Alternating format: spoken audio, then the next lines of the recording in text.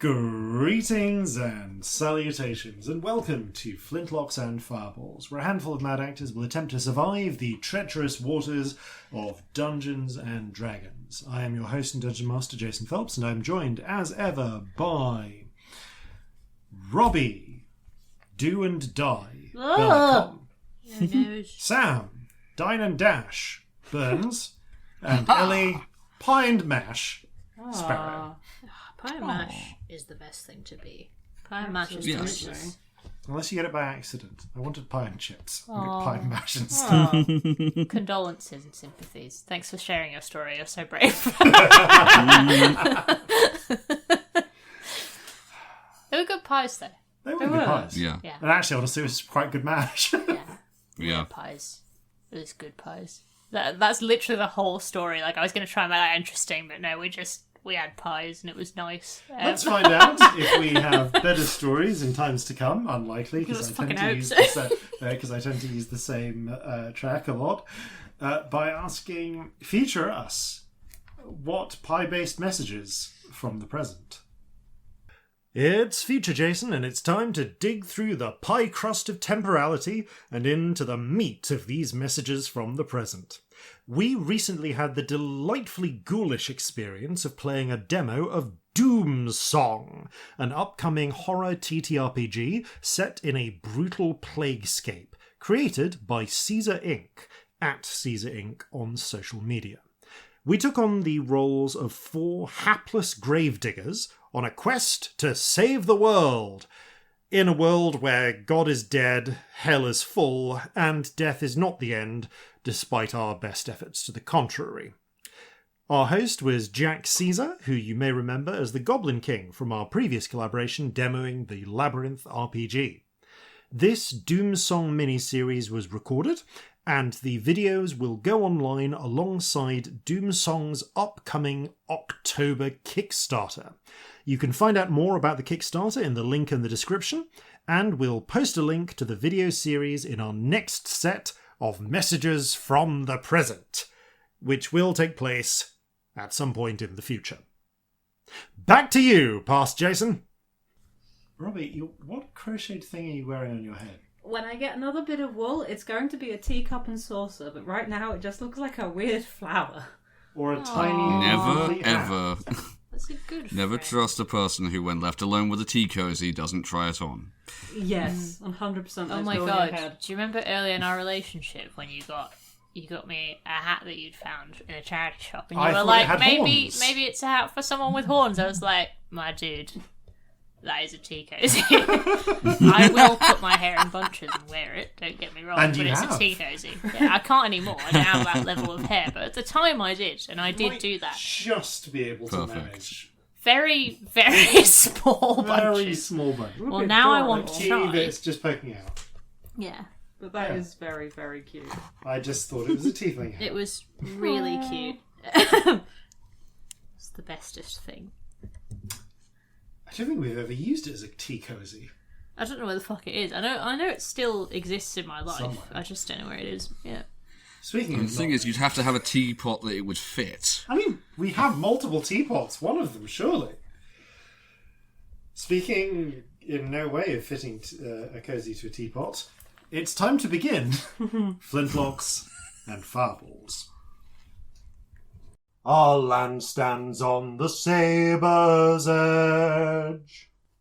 Our cities are a powder keg. Brother chains brother, no one's free. A life on land is short, you'll see. So gather your muskets, gather your spears, we'll plunder the shores of Calcinea. No kraken, storm or spell we fear, so come and sail with us, my dear. Previously on Flintlocks and Fireballs, the party have left the domain of the sorcerer of the sea and instead arrived to face the challenge of a new sorcerer's wing in the Cirrus Citadel. After encountering a distant doorway with a martially inclined looking statue. Pardon me. Of steel. A steel statue in front of it of a hobgoblin woman with trailing sleeves, a long dress, and a long single-edged blade, who wrapped in really wrapped, but like enshrouded, embraced, covered by a beam of golden light. Engulfed. Thank you. Swaddle. Oh. Two kinds of people. Swaddled in a shaft of golden light. Enmeshed, perhaps. Able to move with terrifying speed and as it turned out, exuding a searing, acidic, nearly invisible acidic mist around her.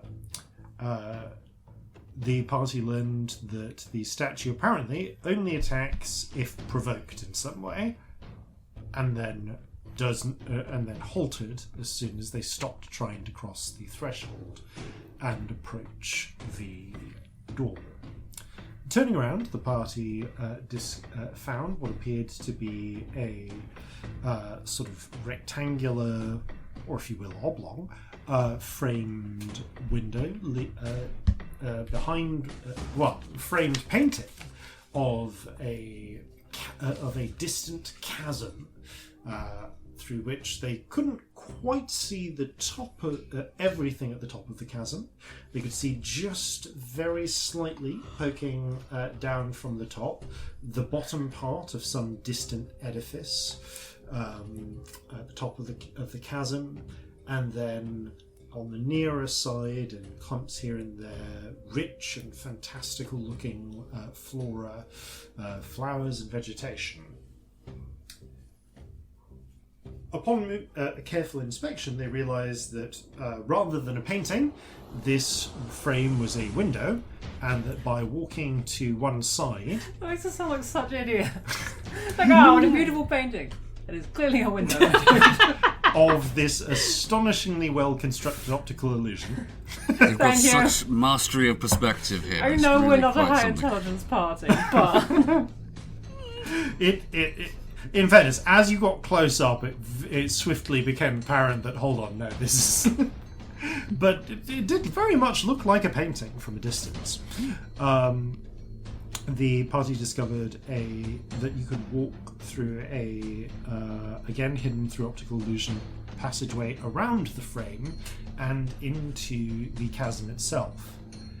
Curiously, as Scamp discovered, the frame was not permeable itself. It seemed to have some sort of force, a plane of force, preventing them from passing through it directly, and gave it an experimental try with some paint, which just immediately slid off, as if the barrier held no friction.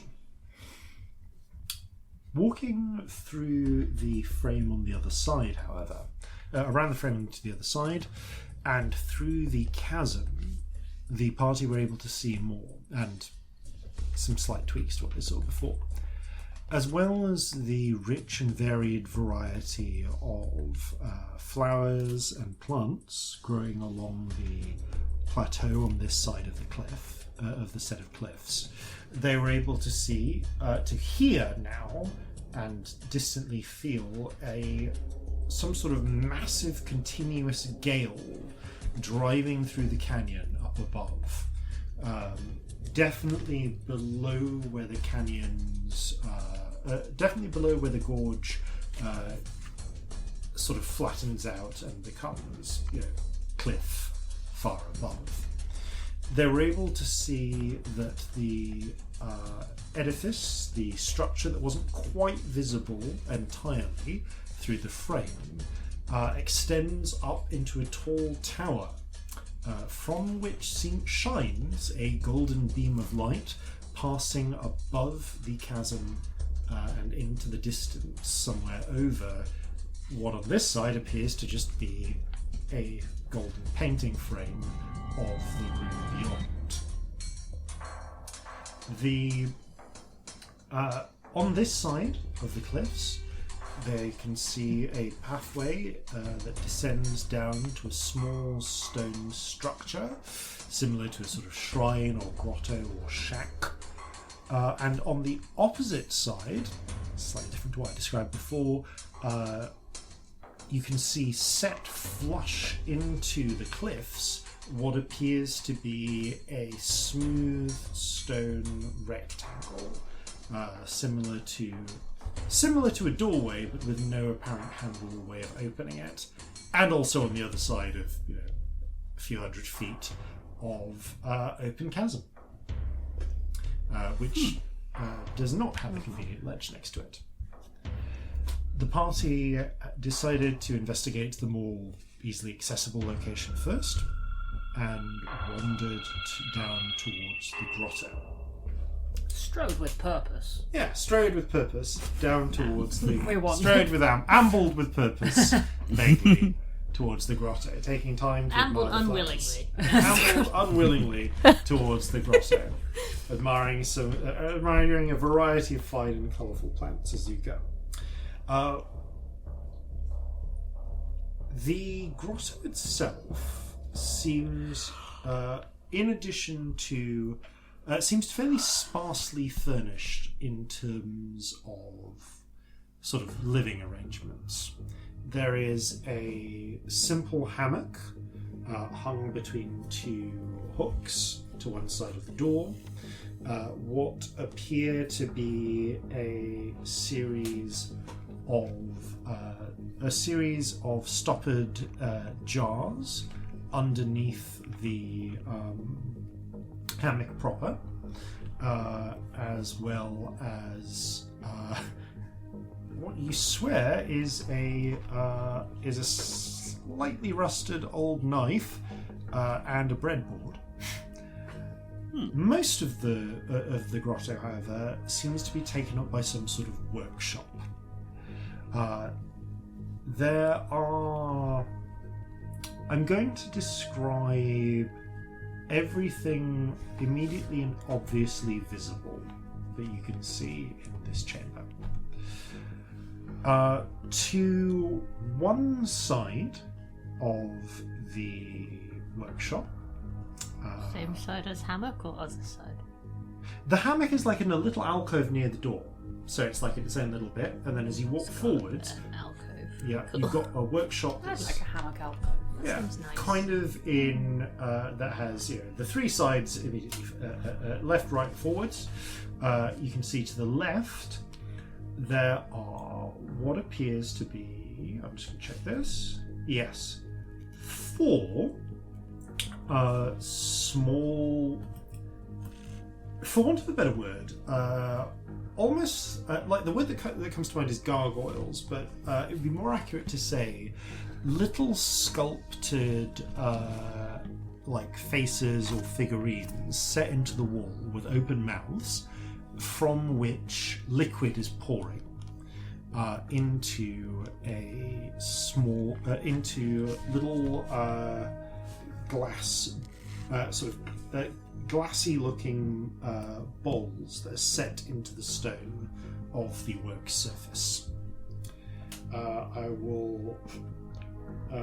I can describe the other sides of the room first, or I can describe what the liquids first.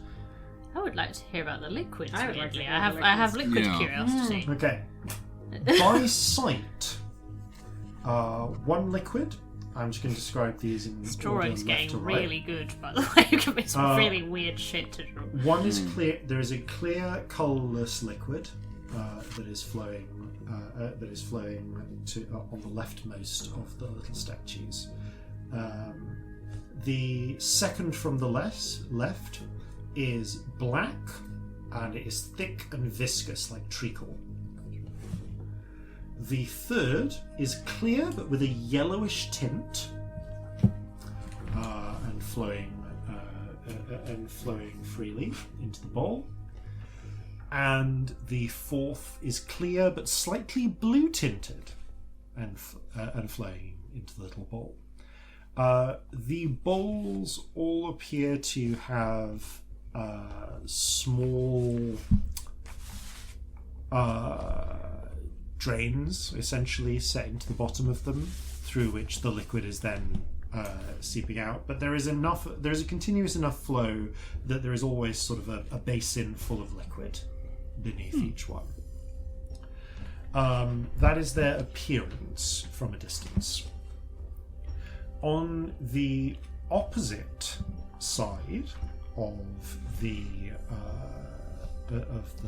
lab, you can see there are several jars. One, two, separate to the jars under the hammock. Yeah, these look like quite large. These are much larger jars. Large jars. 1, 2, 3, 4, 5, 6 of them. 6 jars. Each of which comes with a small. You can see that set in front of them is what appears to be a ceramic bowl and scoop. Scooping. The jars are currently sealed with stoppers. They are not otherwise labelled. Forbidden snacks, anyone? They are opaque. Yeah, they appear to be made of a similar sort of whitish, sort of off-white stone as the little statue mouths are. Now, on the right-hand side, same side as jars, yes? So the jars are straight ahead. Oh, jars ahead. Oh, Did I say jars were to the right? You said opposite side to the mouth statues, so I put them on the You're right. right, they're on the right. Directly ahead of you. Yeah. There you go. 6 jars. You can see there is, alongside some workshops, alongside work tables, you can see that there are some large bowls that come with mortar and pestles. Well, actually, essentially the large bowls functionally are mortars. I should say that they're large stone bowls with pestles, as well as what appear to be basically spoons for mix and rods for mixing, made of the same material. And you can see what appears to be some sort of straight, huge bellows-like apparatus, which has 2 large canisters attached to it, and one. I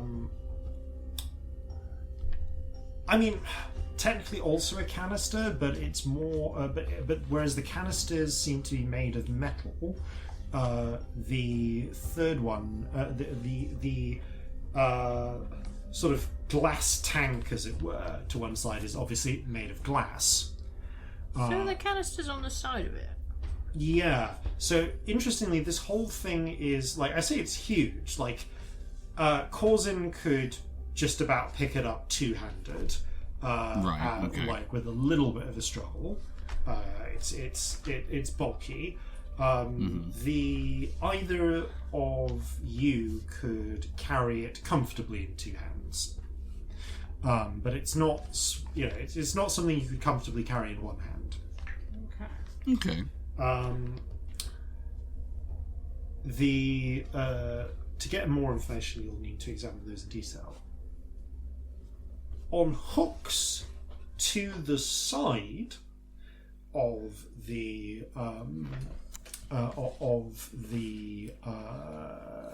weird bellows device is what appears to be a set of 8 suits. Full body suits made of the same of a mixture of white stone, bits of what appear to be steel but with a slightly odd sheen to them, and glass. They come in different sizes, and it would be possible, there are enough suits that 1, 2, 3, yeah.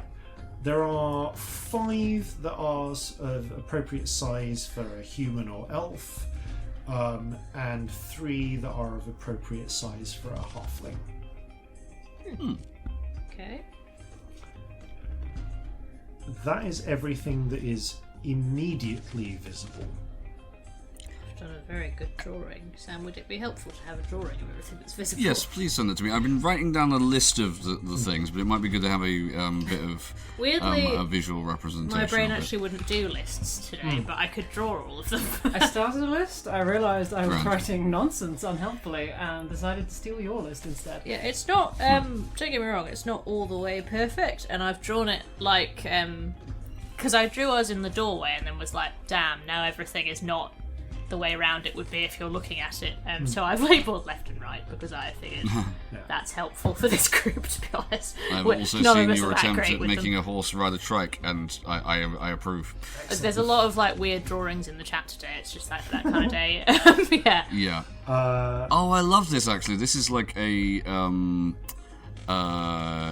representative interpretation of what we've got here, rather than a literal. Basically, like it's all This is where everything vaguely in is. the right places, but like it's not Yeah. perfect because I didn't do everything. Yeah. Yeah, I did it as Jason was describing it, but Thank you. Yeah. No, this is very, very helpful. Corzin will make the comment like, all right. I get that this is definitely a workshop of some kind, but does anybody get the impression that when they made it, they didn't actually specifically know what type of workshop they wanted? So they just had all of them? I just kind of went for it when I want a workshop. I mean, sometimes you want all of the things. That is true. That's very true. I have a very important question. Yes. Why is that statue spitting out piss? I just was wondering that myself. I would like to know. Because I saw Well, it the certainly row of, looks like piss, liquids, but is and I it? was like, I want to put my tongue in that, I want to put my tongue in that. That one, I can leave. And then the last one was Might my I tongue recommend again. that you stick to smell first? I want to see if it's piss. I'm going to smell it and see if it's You go piss. sniff the piss Alright, so then. you're going to sniff liquid number 3. Yes. I would like to sniff the treacle one in case it's treacle. Because Okay. treacle is nice. Yeah. I just want to smell it and see if it's piss. That's my main question. Okay, so the yellowish clear one.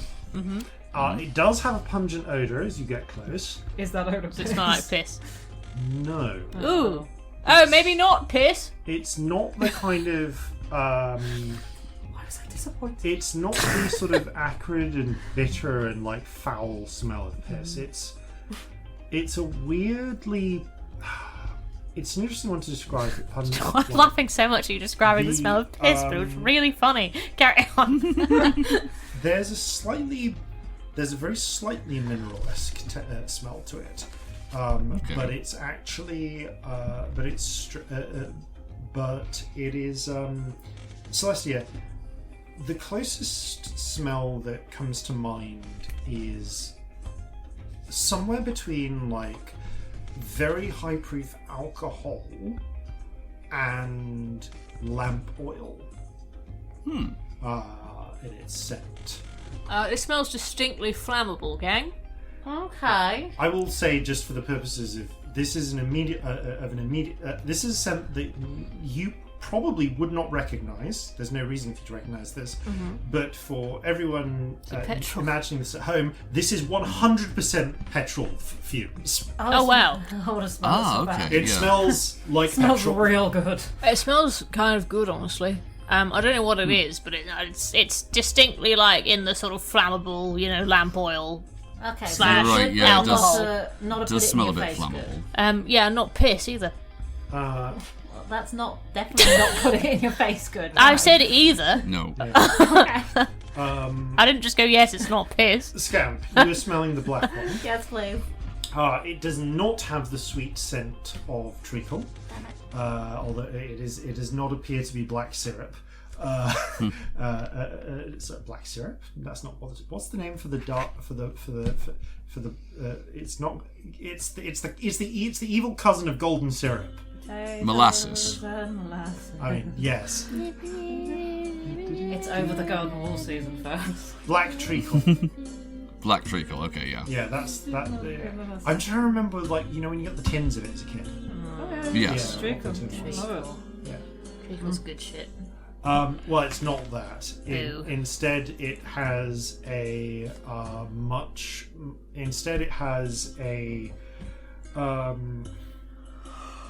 burnt, like unpleasant sort of burning smell to it. Kind of. Again, it's a tricky one to describe using things that Scamp would be familiar with. Because it's not like the burning. It's not like burning wood. It's not quite like it's not even like burning bone or anything.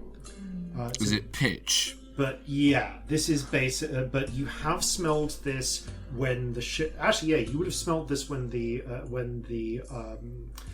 Kraken's bone was being put together, or when repairs were being done, and so on. This is tar. Yeah, this is tar. This is basically crude oil. Oh, this one smells flammable, but differently flammable. Oh yeah, kind of. Yeah, no, that is definitely the sort of stuff you want in the forward hold. You are also getting close enough to smell it. Is close enough to feel the heat coming. Oh, it's real warm. Well, maybe. Don't move your tongue in that one. You got to keep that stuff hot, otherwise it doesn't remain liquid. I'm very proud of you for smelling it first. I saw this progress. This is Brendan, character home, growth. this It is the is. smell. You're growing up. It smells like bitumen. It smells like the stuff you make you pave roads with. Oh wow. Yep. Corzin, Okay. it's your turn. Pick one. Sniff a liquid. The blue game. one.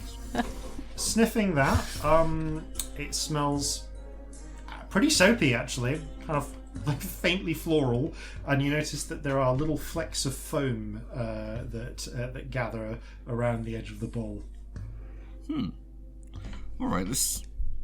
And indeed, it does bubble a little where it goes into the water. Is this like below. soap suds?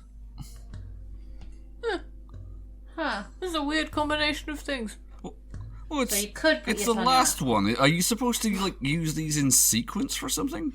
Probably. Well, you wash your hands in the soap, and then you put it in the boiling. flammable friend, and then you put it in the boiling oil, and then you put it in the end one, whatever the fuck that is. Yeah. Well, the just perfectly clear one. Yeah. Shanty, do you want to sniff a liquid? Because if you don't, we've got to ask Jeffrey to, or Victory. Shanty Get involved. raises an eyebrow, leans close, sniffs it, and sniffs the clear and colourless one, and immediately jerks back. Yeah, okay, don't drink that. That's not water. What is it? Oh, it smells like it. Oh, it smells kind of like it's going to burn my nose hairs off. Right. Okay. Burny nose hair liquid. Shall we see what's in the I jars? want to smell the burny nose hair liquid. Yeah. It smells acrid, very acrid. Corzin, you sniff it. Oh, it smells almost exactly like the acid that, like whatever acidic substance was exuding Okay, from cool. the from the statue. Right. Okay. Yeah, I will say. Yeah. No. That's probably highly acidic. Don't touch that. So basically, if you want no hands left, you could put your hands in each one in turn. And I get them nice and clean at the end. Lovely. I mean, if you're really that dead set on an amputation, I could probably do a cleaner job than that. Probably. But what if you wanted the full melting effect, you know? Well, look, I mean, far be it from me to stop you, but I wouldn't recommend it. Why are you treating this so serious? What's wrong with you? I'm a musician. Sometimes That my would be dry my wit goes worst completely idea over ever. everybody's head, doesn't it? Right, alright. So, We've got a lot of obvious question mysterious then. things Why to are look all at. these things here? They don't seem to have all that much to do with each other. Do they What's in connect the to any of the jars? other things? Let's go Let's have a look at at the what's in the jars. jars. Scamp's right. Okay, so looking at the... Do you want to look at the small jars or the big jars? Because there were the small jars under the... I would like to look at the secret under hammock jars. Because Yeah, I in feel like case there might they be jam. illicit jars, and I'd like to know. Yeah. Can I ask Jam. Jam. an investigation check, jam. please? Yes. Oh no. I shall assist. Who's got better investigation out of us these days? Am I assisting you or are you assisting me? Well, I've got a +1. Oh, it might be the same. It might be the same. We could just roll one. Yeah, let's just roll one each. It's the Don't same. forget, you still have, Okay, cool. you still have bard half proficiency. Oh, I do. Jack of all trades, yeah, okay. Jack of Well, all I trades. just rolled a 6 total, so... Oh, I rolled a nat 20. Hey! Really Nice. into them jars, Excellent. apparently. I'm going to say that you searching around some of the jars. The jars are actually some of the jars are very small, and you end up some of they're different sizes. And as you get on your hands and knees and to try and reach down and grab, pull some of them out, you discover 2 things. Well, one of them is one of those 2 things, I guess, is technically 3 things. The thing that is 3 things is what appears to be a small, kind of like a kick button, almost. Like it's a comfortable sort of foot height for you to kick, and it has some scuffs. It has scuffs on it that indicate repeated use in this fashion, set into the wall. It is actually one of the few things that is labelled, and it has a little image on it of what appears to be I describe this as almost like an upside down wine glass, like a straight line that blossoms out into like a little semicircle, and then from underneath the semicircle are a series of just straight vertical lines. You then notice I feel like I should know what that means, but I don't. I can't remember. Yeah, you then notice in a way that gives some immediate context to this, set into the roof of this little shack, in a way that's, because it's made of the same stone as the roof, wasn't immediately apparent. There is a little circular thing, a little circular stone thing, which kind of resembles that upside down dome that's depicted, and it's full of tiny holes. It looks, not that you have any context for this, very much like a shower head. Directly below it are worked into the stone, there's actually, you realise that the centre of this room has a little bit of a depression, like it's a very shallow bowl, and that there are a series of holes in the stone. Essentially, another drain. That's the first thing, which, as I say, kind of 3 things. But seeing the obvious similarity in the design of the marking to the thing on the ceiling. A little shower. Yeah, you immediately put those together. Looks like a little watering can head. The other thing, I was just thinking that.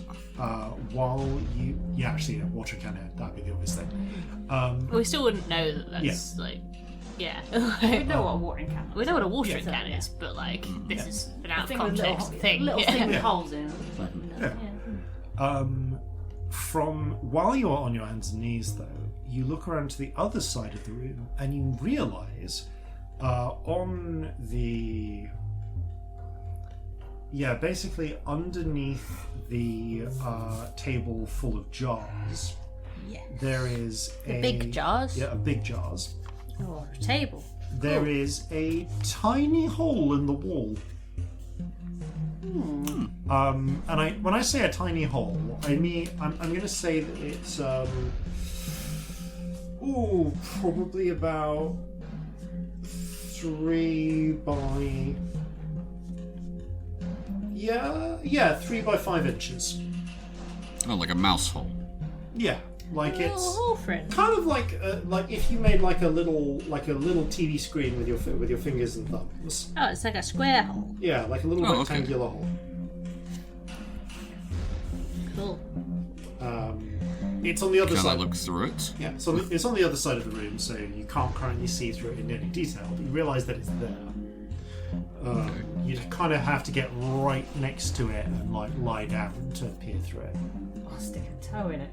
I will do so. Yeah. I will. Frankly, I'm closest to it. Yeah. My height. I will just kneel down and have a look through it. Sure. After Celestia points it out, you go and look through it. I will describe what you see through the hole after I.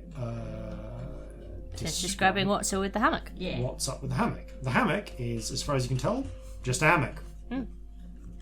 It looks sort of about as comfortable as the hammocks on the Kraken's Banewood. Just a friendly hammock. Yeah, it's a regular hammock. Not an unfriendly hammock. A neutral hammock. Most of the jars. So you look at the jars underneath the thing. Several of them are filled. Okay, well, 3 of them are filled with what appears to be wine. Judging from the colour and smell when you take the lids off. 1 is full of some very, very dried-looking jerky. Again, another full of some very, very dry-looking sort of starch coins. Essentially, you could charitably call them biscuit in the way that you can call ship's biscuit. Right. Yeah. It's basically cram. It's a jar of cram. Well, looks like whoever was here was on punishment rations. However, of more interest are the handful of small of tiny jars and a little roll of cloth hidden behind them. Unrolling the roll of cloth, you find a series of differently sized brushes. They appear to be brush roll. Is it like the one what I've got? Pretty in similar real to life? you've got. Yeah, in real Celestia life. doesn't have one of those, but I do. But no, it appears to be a brush roll. The little jars, carefully popping them up, appear to be filled with brightly coloured powders. Are in a variety of different colours. So there are more jars. Yes. There's some jars of wine. There's a jar of jerky, a jar of cram, and then there's like a whole bunch of jars of tiny jars powder. Powder. It's a little paint set. Yeah, Scamp. When Celestia mentions this, you look over and you can immediately identify these are painting pigments. Yoink! Mine. Unless anyone else wants. We probably shouldn't steal from this place. We don't know if anyone's here yet. They might be sad if you steal them. No, but I might use them if we need them for something while we're here. Fair. Corzin. On the ground level, you are able to easily peer through the little hole. And in fact, the little hole actually has a thin golden frame around it. You can see through it what appears to be the opposite chasm of the side of the chasm of the ravine. You can just make out through the corner of the image that this little window provides the edge of the sort of bit of plateau that you're or ridge that you're currently on, and directly opposite, neatly framed in the centre of this of this little window, is the solid stone block-looking door that is just flat against the cliff. Okay. It looks like it's lined up exactly focused on a specific point over there. Is this? Is that where it actually goes? Is that what would be behind that if it was just a hole, or is it a magic hole? Is there a point where one could line up their eyes with the hole and the rectangle would match perfectly? Probably. Or Hang is that on, a let me bit of try. reach? Corzin will attempt to do is this. Taking a look Is at one it, rectangle like upright and one's on its side? Yes, Okay, unfortunately. cool. So the doorway is portrait, and the little frame window is landscape. My God, as if I forgot those words. Jesus. It's alright, Scamp's the artist. Shit. Literally been working on a fucking painting commission all day and I couldn't remember. You're working on a portrait. That is portrait. It's been a long day. It's been not a good painting day today. I've also written thrug hole rather than through a hole, so it's going well. Is it a magical hole? Is it what lines up outside? Is it a magical hole? Stepping outside and looking from the real question. Magic hole. Yeah. But looking outside, the angle is different looking from outside of the thing, but you can see everything that's visible through the little window from the outside. It's just that, but the little window is positioned in a way that the solid stone door is sort of dead in the centre. So it's just a way of looking outside, like most windows. Well, it looks like It's a spy hole. A spy hole. Maybe. Well, maybe we just stick something through it. The only time I've seen anything like this before is like as part of navigational or astronomical equipment for like tracking the movement of something. Yeah. Maybe we need to direct some light through it or something. Maybe we make some magical light that makes something appear on the door. Alright, is that... I'm going to throw a dancing light through it and see what happens. Good idea. Is there anything inside the room it's lined up with? I would say before you do that, Corzin sort of look. I mean, you don't need to turn your head to look. You see in every direction. It's lined up with the hammock, which is how Celestia was able to spot it. Technically, if you go directly lining up, it lines up with the opposite wall. So underneath the liquid, underneath the things of liquid, but there's no corresponding obvious thing there. It just appears to be wall, and presumably wherever the liquid flows out to through the drains.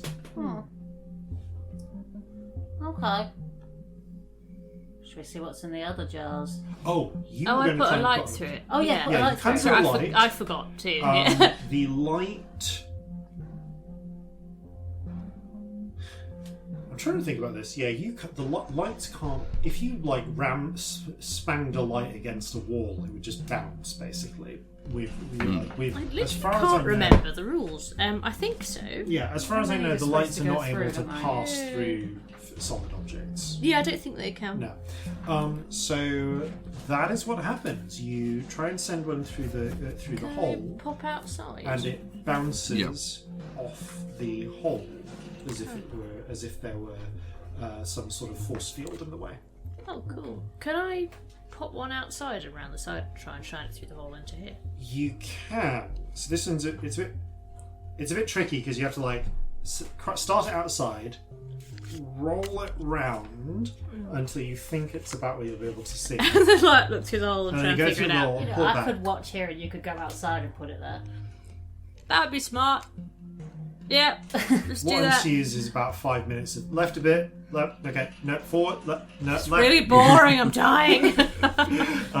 But you manage to get the dancing light sort of essentially obscuring the hole initially because it's just like this flaring purple light. But trying to bring it through the hole, again, it's like it bounces off some sort of barrier. But light comes in and out. So if we had a light that was a magic light in here because we messed with some of these funny smelling things. Really stupid. But I'm going to do one more thing. I'm going to come back in. Do the stupid. Put a light inside in front of the hole and then go outside and have a look and see if it's shining on it. You can indeed see a little bit of purple light shining out a short distance. The dancing lights are not capable of making a solid beam that would go 200 feet across a chasm. Ellie's making a leap, so I don't know if Celestia would. Do people communicate with light at this point? I'm thinking about Morse code. Mirrors and things. So Yeah, do people do semaphore that? exists on ships. But can you do that with light? Yeah. Yeah. Oh, cool. I did not know that. I thought it was just flags. Yeah. I'm not You gonna can lie. you can do lights. But if it's semaphore, fine. you can semaphore in front of a lantern at night. Could this be for semaphore? That's not a bad idea. Like, are they communicating with someone behind that big rectangle over there? Maybe. Yeah. I mean, that could be a bit of a leap, but Yeah. No, well, I've heard of similar things happening. All right. just because it doesn't seem to do anything other than let light out and in. Yeah. But Yeah. maybe we have to do something. It feels like maybe it's a puzzle. And if you shine the light on the door, right, it opens or something, or reveals something. Because at the moment it's just a big old block with no way through. So maybe something we do in here gets something to go out Gets there. the right kind of light. Yeah. And it makes the door go, ooh, maybe it melts or something. Well, there's some things we haven't looked at. I'm just checking. Thus far, you basically just you tried to put a magical light through multiple times. Yeah. I also didn't want to just put it through. I wanted to see what happened when it shone through. Yes, which you've also done. Yeah. But it won't go. From the other it side, also won't go through the barrier. It also shines through. There's but just you a just light cannot get it through so whatever far, barrier. yeah. Has anyone tried poking it to see if, See if the finger goes falls through? off or anything. Sure, I've got 10. I've got spares. Yeah, go for it. It's fine. Finger through. Which finger do you try and put through? I'm gonna put my little finger through. On which hand? My right hand. Okay. You try and put it through. Your finger meets resistance, and you can now feel the texture of the whatever invisible barrier is there. It feels weirdly fibrous is not quite the right word. Textilely is actually the right word. Huh. It feels, if anything, like Canvas? canvas. Like a painting. Yeah. Oh, it's a magic painting. Magic painting. Yeah, it's like you're touching like a painting, like the other one. Oh yeah. Oh. But Is there an invisible Still letting light painting through. that we have to reveal? Ooh. or is this the painting? Because the other one was a painting of the place that we then walked into. Yeah, is it just like a magical right. painting that shifts to represent what's always there? Oh, again, Ellie's making a leap. I don't know if It Celestia lets the can. lights. If you can make a leap, then I'm struggling with how to say it in character, so I'm going to say it out of character. Projectors. Could we be trying to project light through Shadow puppets fabric? exist. Shadow. Yeah. Cool. Thank you. I was struggling for what existed that I Yeah. could justify saying that through. Is it like a shadow puppet painting sort of situation? I would shine a light be, through it. actually. Right? Will it reveal Huh. like an image on the oblong over there, and then we can go to the thing, and it will be a magic painting thing. That's not actually a terrible idea. Cameras also. Where's exist, the turns the out. light supposed to Just go? about. I mean, clearly it's not just any light. We've got to do. No. We've clearly got to do a couple of things. Got to do here. something. Should we look what's in the other big jars? I would like to know what's in the jars. Yes. Because they might be important. How many people have we Let's have a got? look. We've got 3, 4, 5. Jeffrey, everybody take a jar. Okay. okay. That's how we I'll count. go 3, with the 4, three 5, of you Jeffrey. then. Yes. So And Jeffrey makes 6. And Stormy would make 7, but she's not Oh, here. which is probably safest. Get To her. Okay. We've got to get back So- to the cat. She's going to be so sad. She's going to be drunk so much coffee. Be so fat. Round with Right. sausages. Okay. Ooh.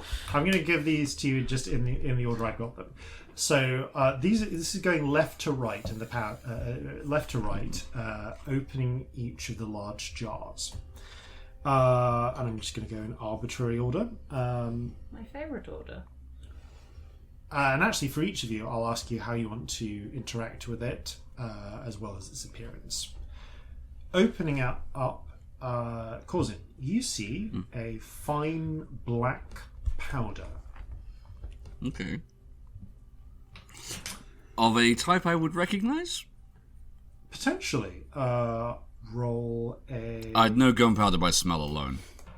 if you give this a smell, it does smell like faintly. It smells faintly of wood fires. And knowing the charcoal, then. Yeah, this is charcoal. This appears to be fine charcoal. All right, it's charcoal. Cracking. Celestia, you pull yours open. It appears to be a fine silver powder. Or silvery powder. Smell the silver powder. It has no discernible smell. It does appear to be, it's just a fine silver powder from appearance and smell. I poke it because I'm stupid. Touching it with it does not kill you as soon as you touch it or anything, but picking it up and sort of running it between your fingers, it's definitely metallic. Metal powder thingy. So it could just be silver. It could just be silver, It could be yeah. powdered silver. Shame Marjorie's not cursed anymore. Roll a check. nature check. A nature check. I mean, if you want to try and check sprinkle is a some on nature Marjorie check. and see what happens, you can. Intelligence. 5. Yeah. Could be silver. It could indeed be silver. Excellent. Yeah, It's pretty. I like it. The end. there's a lot of silvery metals. Okay. Celestia doesn't do science. We've established this multiple times. Celestia doesn't really know what gravity is, to be honest. Scamp. What have we got? Crack this open. You crack it. Well, you don't crack it open. You pull it off the lid, and you find a fine blue powder. Ooh, it's blue. Does it smell? No smell that you can tell. How fine? Quite fine, like sort of fine flour, fine. Maybe a little finer. Icing sugar. The silver, yeah, quite similar to icing sugar, fine. Okay. The silvery powder, by comparison, was a bit rougher. Yeah. Interesting. It doesn't smell of anything. No. Victory goes next. She carefully pulls it open.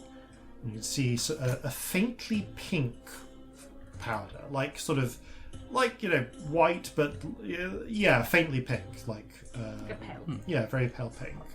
She sniffs it. Kind of smells floral, herbal. Wait a minute. Picks them up, runs it between her fingers, very carefully extends a tongue, Oh, so now we're licking things. and then spits it out. Is it Haldanic pink salt? No, that's red leaf. Oh, That's good. red leaf powder. That's a lot of Fuck lot of red leaf. Fucking hell. Fuck. Someone's got money. But like, I'm not being funny. That's so much. How big are these jars? These are like, size, aren't they? yeah. I would say that you could comfortably fill one of, like, at least one of the big sort of metal canisters on the bellows thing with the contents of these jars. Right. Okay. So, maybe- how many Corzins Yeah. in volume are they? They are approximately a Corzin in volume. Okay, right. like sure. How much money in red leaf is this by Celestia's that's estimate? I'm happy to roll. thousands. Roll an intelligence check. Because That's it's gonna be funny if thousands. I'm wrong. Yeah. Oh, I'm good at drugs. 19. Wholesale or street value? Street value. Because that's where Celestia's never bought red leaf wholesale. Cool. Depending on where you are, anywhere between 10 to 40,000 gold crowns. I want to say that's like middling estimate, like 20 to 30,000, possibly 40. 10 if it's cheap. Whoa. That's insane. Why does a person have this much red leaf? No one can do it themselves. Are they running a cartel here? Maybe it's I mean- I mean, no judgment. All this stuff, they could Carry be on, producing it. They could have what? They could what?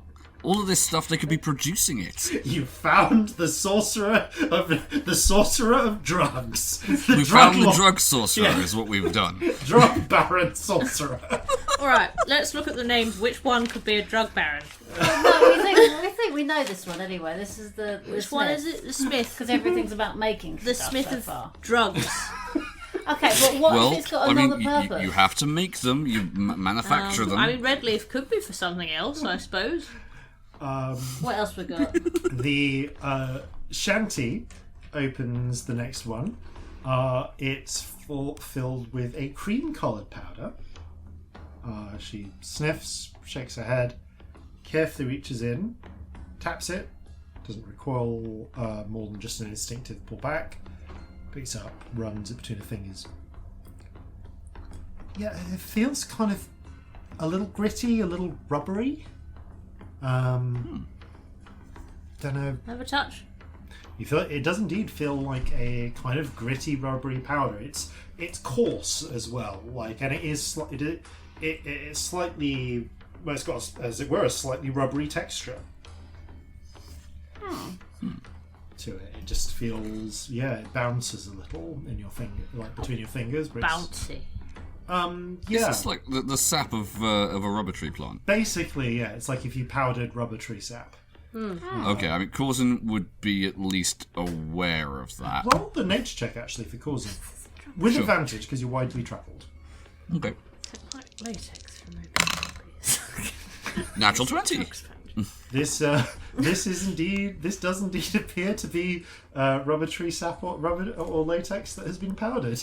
Right. Or unless, of course, it's poppy sap, the latex that's been powdered. My brain's in drugs, but that's a thing, isn't it? That is you also scratch on. Yep. I think you scratch on an opium poppy, and that's This the could latex. either be rubber tree Supposedly, or... if you have any idea what Yeah. you're doing, you can make that into opium. I don't know how that works. This could be latex, powdered latex from either opium poppies or rubber. You're not really sure. But you are aware that in some parts of East Maldonos they do export. They do tap and export rubber for usually small crafts and so on. It's mostly a curiosity, but you have encountered it yourself. I mean, if it's all drugs, which is probably, it Jeffrey, by could be this drugs. Cracks open the last one. No, this is going to be relevant to what you're saying, and is immediately sort of dancing around in just fistfuls, tiny monkey-sized fistfuls of white powder. Oh no, Jeffrey, no. I was about to say, if it's all drugs, this looks like drugs. I'm gonna grab Jeffrey. Well, I don't know about the rest of you, but I've never used charcoal recreationally like that. The rubbery shit. Somebody who was, I'm really sorry to mention this, but selling me opium once, mentioned that it came from like rubbery type shit off poppies. I don't really know how it works. But yeah. What, like So the it was just flower? Yeah. rubber tree sap. Special poppies, apparently. That's where opium comes from. Really Can interesting drug dealer, honestly. Can I examine the final one? Yes. It apparently does not seem to cause it any injury on contact, although Jeffrey's eyes are a little red and is now like trying to, like blinking aggressively. If it's what I think it is, it might be something that Corzin has come across in a medical context. It's pure white, smells kind of tangy, actually, and very fine, run between your fingers. I'm actually going to say... It's just really hyper on sugar. Forbidden sherbet. I mean, I knew some kids who used to sniff sherbet and I didn't do them any good. Why? Kids are insane. Kids are dumb. I mean, like, do you want to like try and identify it from just from smell, touch, and appearance, or do you want to try and? I will see what I can glean from smell, touch, and appearance first. Okay. Would this be a nature check? Yeah, nature check. Okay. Nature is actually the appropriate one for chemistry type things. Yeah. All right. That is an 18. You do recognise this, not so much from your surgical work as from time spent with Molly in the kitchen. This is baking powder. I'm gonna hastily scrub out my label that says cocaine. I think this is actually technically this is baking soda rather than baking powder. You don't think it has cream of tartar in it? Yeah, it's baking soda. You put it in cakes. Why is Jeffrey so insane then? Maybe he thought it was something else. This is just Jeffrey. He's just having he just loves sniffing He likes to be part of something. Alright, so what we appear to have here is a number of inert substances interspersed with hard drugs. Oh, do I know? Charcoal. That's a thing, isn't it? What's charcoal? Charcoal, like you eat it if you've had poison or something. It can be used in that context, yeah, although you'd have to ingest quite a lot of it. I mean, we've got quite a lot of it. I mean, there's a big fucking jar. But out of character, do I know any drugs that are blue and powder? Roll. Assuming that, like, when things were bad. I know. I'm just trying to think of this quite a through. lot of drugs. How I missed the streetwise skill. Roll a retroactive gather information check. I guess. So that's investigation. Oh yeah, sorry, wrong edition. And if it's retroactive, is it with my old intelligence? It'd be with your old intelligence. Cool. What was my old intelligence? Oh my god, natural 1. Never mind. Oh. You never encountered any. You never encountered any blue drugs that weren't alcohol. Yeah, it was Nemish brandy or nothing. Yeah. I don't remember anything blue, but that doesn't mean there wasn't any. Let me have a look at that one. Also, I was quite. I want to put a little bit of it, scoop a bit into one of the I little was bowls. talking to people. Okay, you can To show Corzin. Yeah, you can scoop. Which powder do you The want? blue one. The blue one into a little bowl and pass it to Corzin. Okay. Corzin is once again going to do a thorough visual inspection and then give it a sniff gingerly. Okay, so this is either nature, or if you have, if anyone has expertise with alchemists' equipment, they could act here. I have so many alchemist characters, and Scamp is nature. not one of them. Okay, here we go. So many alchemists. I think. You know what? It's time for the Does Shanty have a relevant skill check? Yay! Yay! Oh, imagine if Shanty's just like surprise a scientist. That's a 12 in nature this time. Okay. Sorry, I'm just making a note. Shanty kind of examines it, frowns, nods, says, "Yeah, I got no clue." This is not one of her skills. 12. You think you remember once encountering you think you remember someone once, it was an alchemist or of some sort, talking about brimstone and sulfur and pointing to various examples of the classic yellow rock that you're very familiar with its use in gunpowder, but also to some little blue crystals that, now that you think of it, might have been of a similar sort of appearance. Alright. So we have here at least 2 of the 3 constituent parts of gunpowder. Right. I don't think red leaf goes in gunpowder, though, does it, mate? No, that would be very, very expensive gunpowder. The white one that is used in baking. Now, I remember I made a mess when I was making that cake that time. I spilt some vinegar on it. Oh, it went funny. But we've got like an acidy remember that. fella. Yeah, when we were making hair cake. Yes. So we've got an acidy thing over there, and we've got this. Mm-hmm. I mean, they go together in a fun way.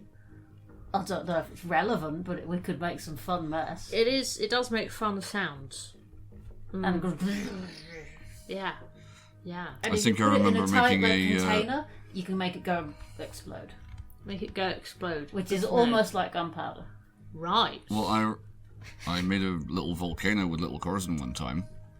Oh. Oh. Oh. Listen, If we mix some red leaf in, we could have lava. excuse me, can we make volcanoes when we next have time? 'Cause I want Absolutely, to. yes. Yeah, we'll see if we can requisition some from Belle. The Underdark isn't fun enough to make volcanoes at school, and I'd like to do that. What's a So- school? Neither of us had any fun as children, Corzin. It must be solved. You have to be a Please, father. Dad, help us. All right, we can definitely do that. That's the Yes. thing we can do. Little Corzin will My teach dad's us a how. map, possibly, but who knows? My dad's a map. We Wow. don't know for sure. Or, a demon. Or loads of possible things. Let's not think about it. I almost think too I'd much. rather have a map than what I've got going on. to be Yeah, no, I'm honest. going to take dead person map over that thing. Yeah.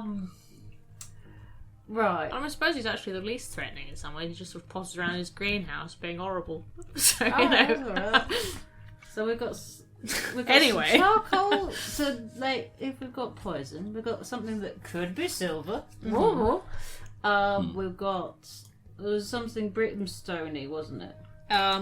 we've got charcoal. This blue stuff. We've got silver Red powder. leaf. We've got blue We've got powder. the rubber friend, We've got and we've got a black. yeah, and we've got not pea, alcohol lamp oil friend. We have soapy friend. We have Bernie smell crude oil friend. And we have Bernie nose hair liquid, otherwise known as probably acid. I just want to mix. Well, if like, that's the tar acidic, and the then we rubber don't one want that together going and anywhere make a road. near Let's make some tarmac. the baking soda. That sounds fun, Corzin. I mean, in small amounts, yeah, lots of fun. In large amounts, explosion. What's The, in... this is actually a point at which Shanty raises and says, "Why don't we want? Sorry, why don't we want those two mixing then?" They go fizz. Big fizz. If you've got lots of them, they'll go really big fizz. I mean, we could try a little fizz and see what happens. Yeah, give it a We've got go. these little bowls. All right, There are all these bowls take a with fun small spoons in bowl of them. it. Yeah. Yeah, because the mouths are spitting it, aren't they? You can just put a little bit under. All right, you Yep. take some of the foam. Take some of the. Sorry, you take some of the white powder and the baking soda, and you. How do you want to put it into the clear liquid? I'll just get some of the liquid to drip out of the mouth. Does it Oh come out yeah, of the yeah, mouth? it's coming out. So you just pop it in and you come it out. Okay, so you kind of dip it briefly in the in the little spoon into the liquid. It does Fingers. indeed fizz and it fizzed very dramatically. Hey. Oh, that's fun. And after a little while, Maybe with a Smith. with the Look little at us bit doing that you've got, science. it seems to settle down, and you are left with a spoon with some kind of wet-looking, it's kind of wet-looking white sludge Hooray! after a whole bunch of fizzing. Celestia, can you make it go away, please? Yeah, I mean, do we need to? We've got a whole bunch of bowls. Well, that's true. We'll just have a grubby one. We'll save it for later. Should we have a look at these here Interesting. bellowy fellas? I will Oh say. yeah. Who put the spoon in? Probably Scamp. I Scamp. imagine. As you take the spoon away and sort of in a very scampish fashion, sort of look at it and give it a sniff, the acrid smell from the acid is gone. There's no trace of it in the spoon. Huh. Acid's gone away. Is that because we added... No, we didn't add it to the spoon. I'm going to stick the spoon in one That's of the other convenient. I thought you did. I thought you tipped the spoon into the you. Oh, Sorry, my understanding it of what you did was hadn't you mixed it filled the spoon Yeah. with baking powder, and then you tipped it briefly, put some in a bowl, and then- Sorry, you put it into a bowl. My apologies. In which case, yeah, you ran you nipped the bowl, Yeah. just into Oh, the so- stream of acid So for it's a neutralised moment. the acid. Then. Yeah. Yeah. Okay. That's right. Yeah. I misunderstood how you done that. Celestia understands that, which is Yeah. fun. Oh, the acid's gone away. Why? I don't know. Maybe it's fizz like a with lot. the charcoal getting rid of poison. Or you can like Yeah, fizz away acid. Yeah. Yeah, it Maybe bonds it's like to the different opposite. things, and yeah. Is there an opposite to acid? Yes, alkali. Right. That's a made-up word. You made that one up. Isn't that the name of a sorcerer? Alkali. Well, possibly, Alkali but there's black also... that's right. But also I'm it's pretty sure I a... hold them now. What do we call it?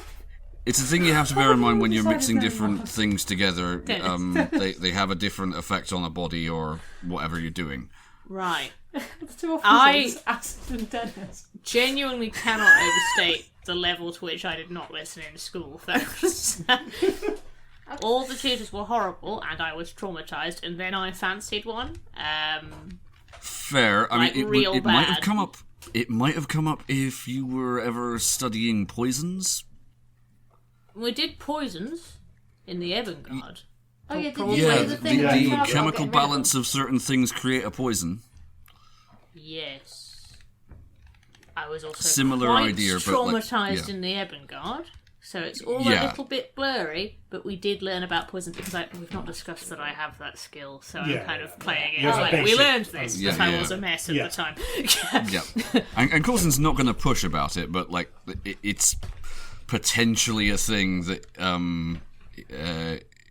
he's putting out there in terms of okay, you might have come across this principle if you ever studied that.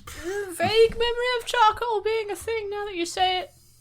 Okay, so we've got a thing that counts as a thing and a thing that counts as another thing, so that's fun. Yeah. Yeah. We also have these bellows that have these two canistery things on. I mean, I've just got to say the thing that's in my head. It's not useful. If I don't say it, I'll it. explode. If you put a really big lot of red leaf in those bellows, we're gonna get high as fuck.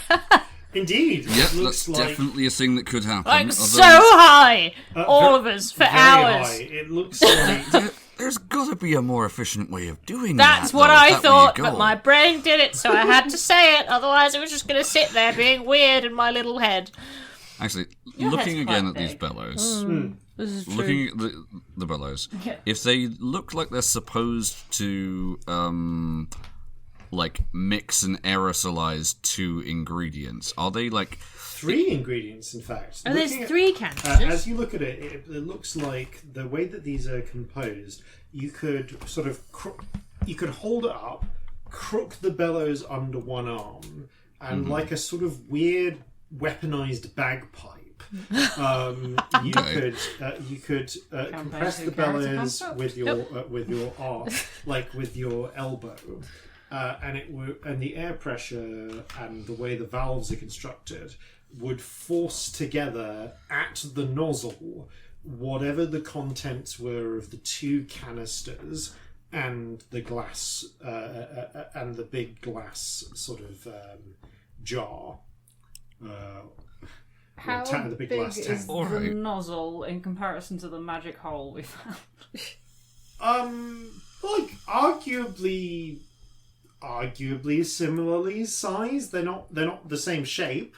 It's a circular nozzle. right? Have a look at the suits. We've not looked at the suits yet, and they look fancy yeah. and Yeah, weird. let's have a look at and I the want to suits. touch one. These pestle and mortar fellas we should probably have a peer at too. Yeah. Maybe we should just put suits on because I feel like we're going to end up throwing stuff around and it's all going to be terrible. We have done a learning quite a while ago that we don't just put on random items because sometimes we can't get them off.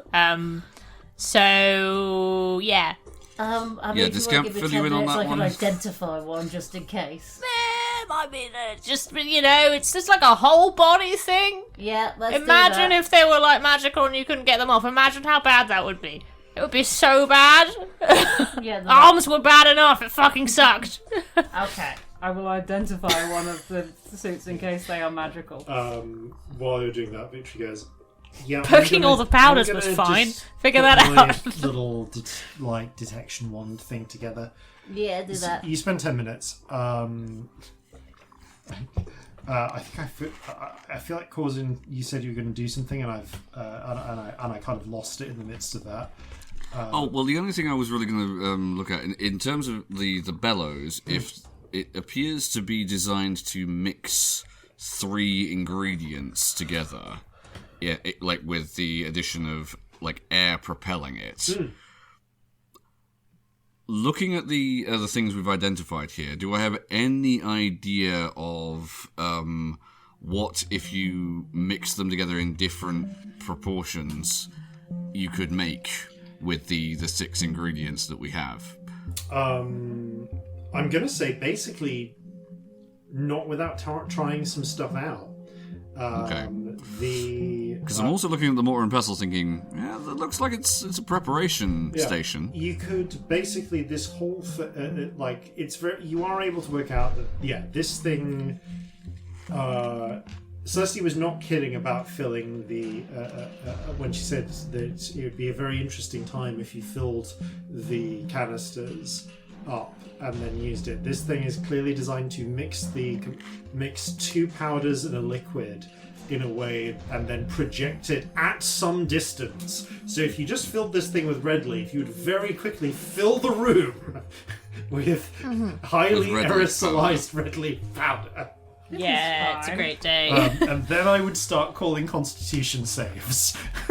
Okay. We know how good we are. But I'm going to pitch something to you here, Jason, and I totally understand if this is a thing that would be outside of Corzin's sphere of knowledge, but I'm thinking historically here, would there have been the equivalent of, like, I think in this setting it would have been weaponized sort of Byzantine fire? Yes, it's called Elven Fire, and the Sea Elves use it. Yep, okay, fine. we've talked about it, yeah. Yeah, okay, so Corzin will look at this stuff and... Wait, if some of those things that are coming out of the wall over there are flammable... Yeah. And there's a device for... I've heard of... Well, you know how the Reavers use Elven Fire in order to sink ships? Yeah. Is this a device for storing and projecting it? That, like, you could create something flammable and then throw it at somebody, like a fire catapult. And chuck it? Yeah. So because they already throw it, don't they? Yeah, but imagine if you could artificially recreate like a dragon's flame, like with the amount of range and propulsion behind it. Seems a bit dangerous in bellows, though. Because, I mean, they're big, but they're not that big. Like, dangerous to the bellow wielder, is what I'm saying. Although, I suppose if you had a nice fancy suit, maybe it'd be okay. Yeah, and you wouldn't want the flame to go all the way up the nozzle, otherwise... Yeah. So I will say, after 10 minutes, you are able to identify the suit. And Victory is able to get a sense of magic from things in the room. The suit is magical. It is a very simple. It appears to have I don't know if it's a simple enchantment, but at least a straightforward one on it. It can be closed up completely by a second person. You can't do it yourself because you have to open up from the back, step in, and then close it up from the outside. It closes up from the back, and then you can clip a weird sort of fishbowl-like helmet on. And then an enchantment will activate that just cycles the air. It appears that while worn, this weird all-enclosing suit will cut you off from the entire outside world, including the outside air. It's a stone hazmat suit. It's essentially a stone, metal, and glass hazmat suit. Sounds so uncomfortable. Cool. Like, I'm getting claustrophobic. It looks uncomfortable. It definitely looks like it would be an encumbering sort of thing to wear. You don't know how well it would necessarily hold up in, combat, but potentially against something that wasn't actively trying to kill you, it may well provide a reasonable amount of protection. Though, interestingly, apart from that enchantment, the rest of the suit is not magical. Okay. Other things that ping up magic, the little mouths that are spouting the liquid, and the little bowls underneath, or specifically the drains of the little bowls underneath, appear to be magical. And Victory identifies them as being related in some way to conjuration. That makes sense. Yeah. The bellows specifically of the bellows, the bellows-like apparatus, seem to have some sort of conjuration magic on them of some description that seems to activate when they are that you would guess just from the structure of it must activate when the bellows are pushed.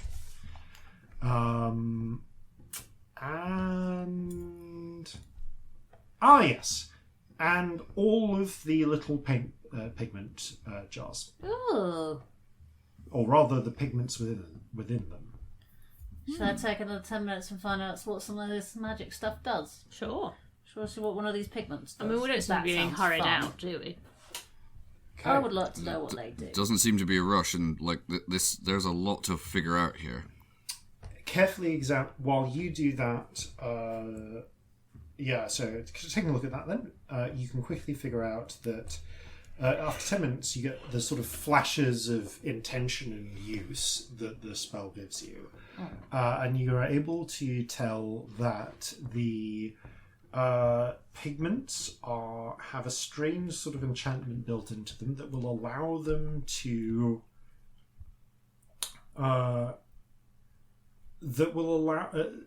allow them to interact in one of two ways. If painted onto the appropriate medium, they will project their magic outwards in some fashion. Alternatively, if painted onto an ordinary flat medium, they are enchanted to act as a sort of simple...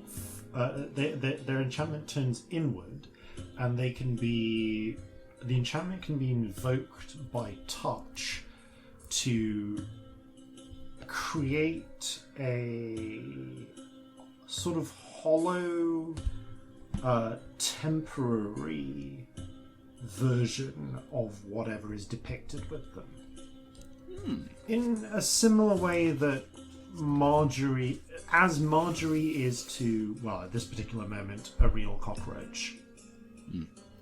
So I could draw... I don't know why I'm thinking of a ladder, but I could draw a ladder and make a ladder. Yes, and provided you didn't do too much damage to that ladder, it would work as a ladder. If you did too much damage, it would pop like a soap bubble, like Marjorie does. There's like the horses. Yes. This will make a magic that I can bake things. Magic paint set. That's kind of cool. It was really cool. Yeah. Okay. You could make a bum out of nowhere. I could make a bum out of nowhere. A disembodied bum? But if I put it on the right thing, it goes differently. It does something different in a different medium. That if it interacts with the right sort of medium, then the magic is magnified and used, and the sense you're getting is almost that it's inverted in some way. Hang on, these are powders. Yeah, but if I mix them together with something, I could get a bit of paint. Yeah. Your artist senses tell you that these are water soluble. Cool. Magical artist sense. Water and powder would make a really good paint. Really good. Are they actually really bad for... Sorry. Oh my god, it's magic paint. Who cares? No, genuinely, please tell me what the appropriate... Okay, this so what lads, to be like. Yeah. What we have in paint is we have pigment. Yeah. Yes. And we have generally a bit of water, but mostly binder of some kind. It depends what kind of paint it is. If it's watercolour, it's gum arabic based. sometimes they have a bit of honey to make them flow more. Sometimes people put clove oil in them as a preservative. If we have acrylic, we have like plastic acrylic polymer shit as binder. If we have oil, we have oil. Funnily enough, but it's always pigment and binder. Like water based is a thing, but I don't think you really get paint that is just water. But equally, this is magic paint, so who cares? No, change of plan. Not even very good. If we've got like a gum arabic type binder, what would be an appropriate solvent? Solvent. You don't need a solvent for gum arabic. If it's gum arabic, that's watercolor. It's water soluble. Okay. So yeah. Cool. They could just have. I suppose they could have really fine gum arabic powder, and they still need mulling. If you have another really jar tasty, though, that has binder in it, then you can have. Or can I just like do accurate paint? Watercolor palette paint? No, do they? Binder is liquid, so but could they automatically already be in like you buy watercolors? Yeah, they could be in pans. Apologies. But yeah, it could be that you have like the equivalent of dried watercolor that has gum arabic in it. Like I have them in my paint pans. It could be like that at the bottom of the jar, and then you put a wet brush in, and your instinctive, yes, your instinctive artist sense tell you that literally I'm not this anal though. You just asked. Mixing this, adding water to these would work well because they've already been bound with they've already been mixed in with an appropriate binding agent. You made them sound really tasty though. Yeah. And honey, and I was like, oh no.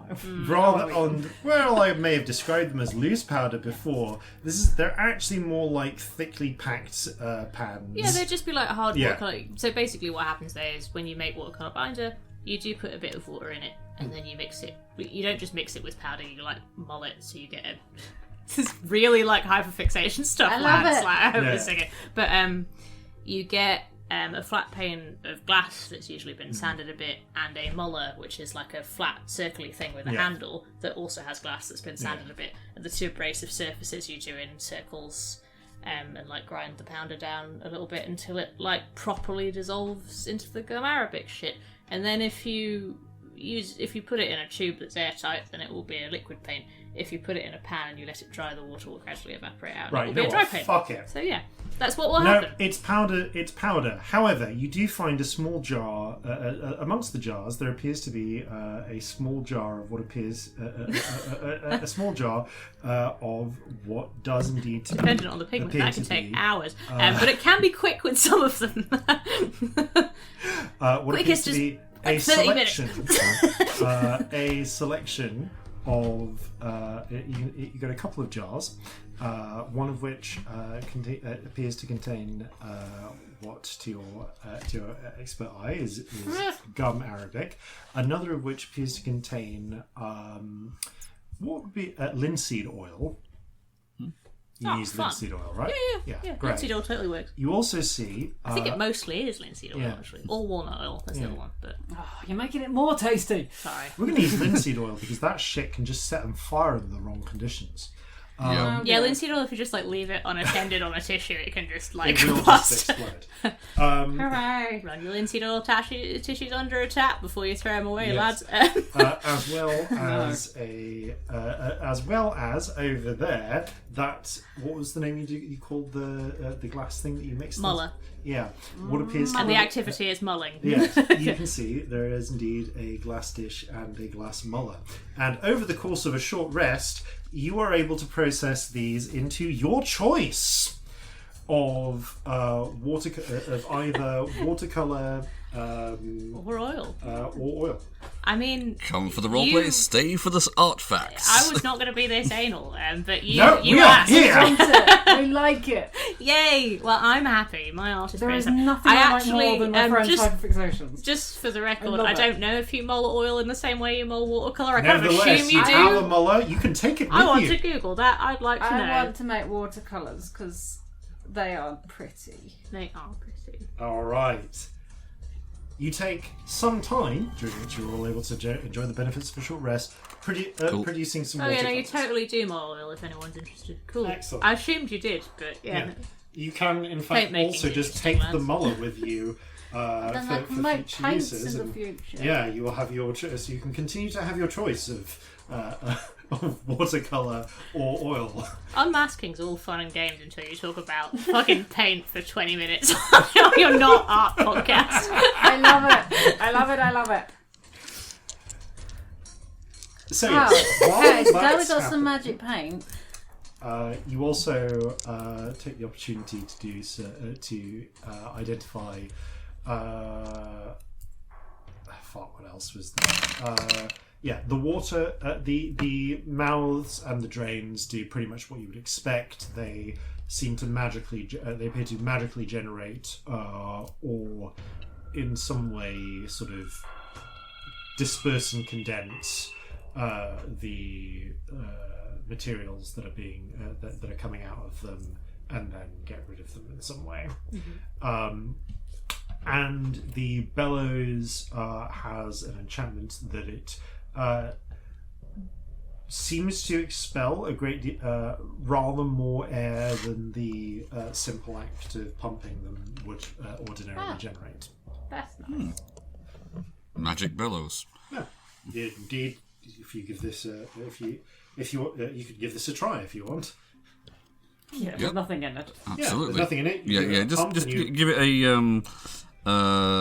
dry pump of the bellows. You give it a careful pump, and it gives a mighty sort of out the front. Not quite at the level of like a gust of wind spell, but you could definitely see this expelling something 30 feet or more, like in a plume.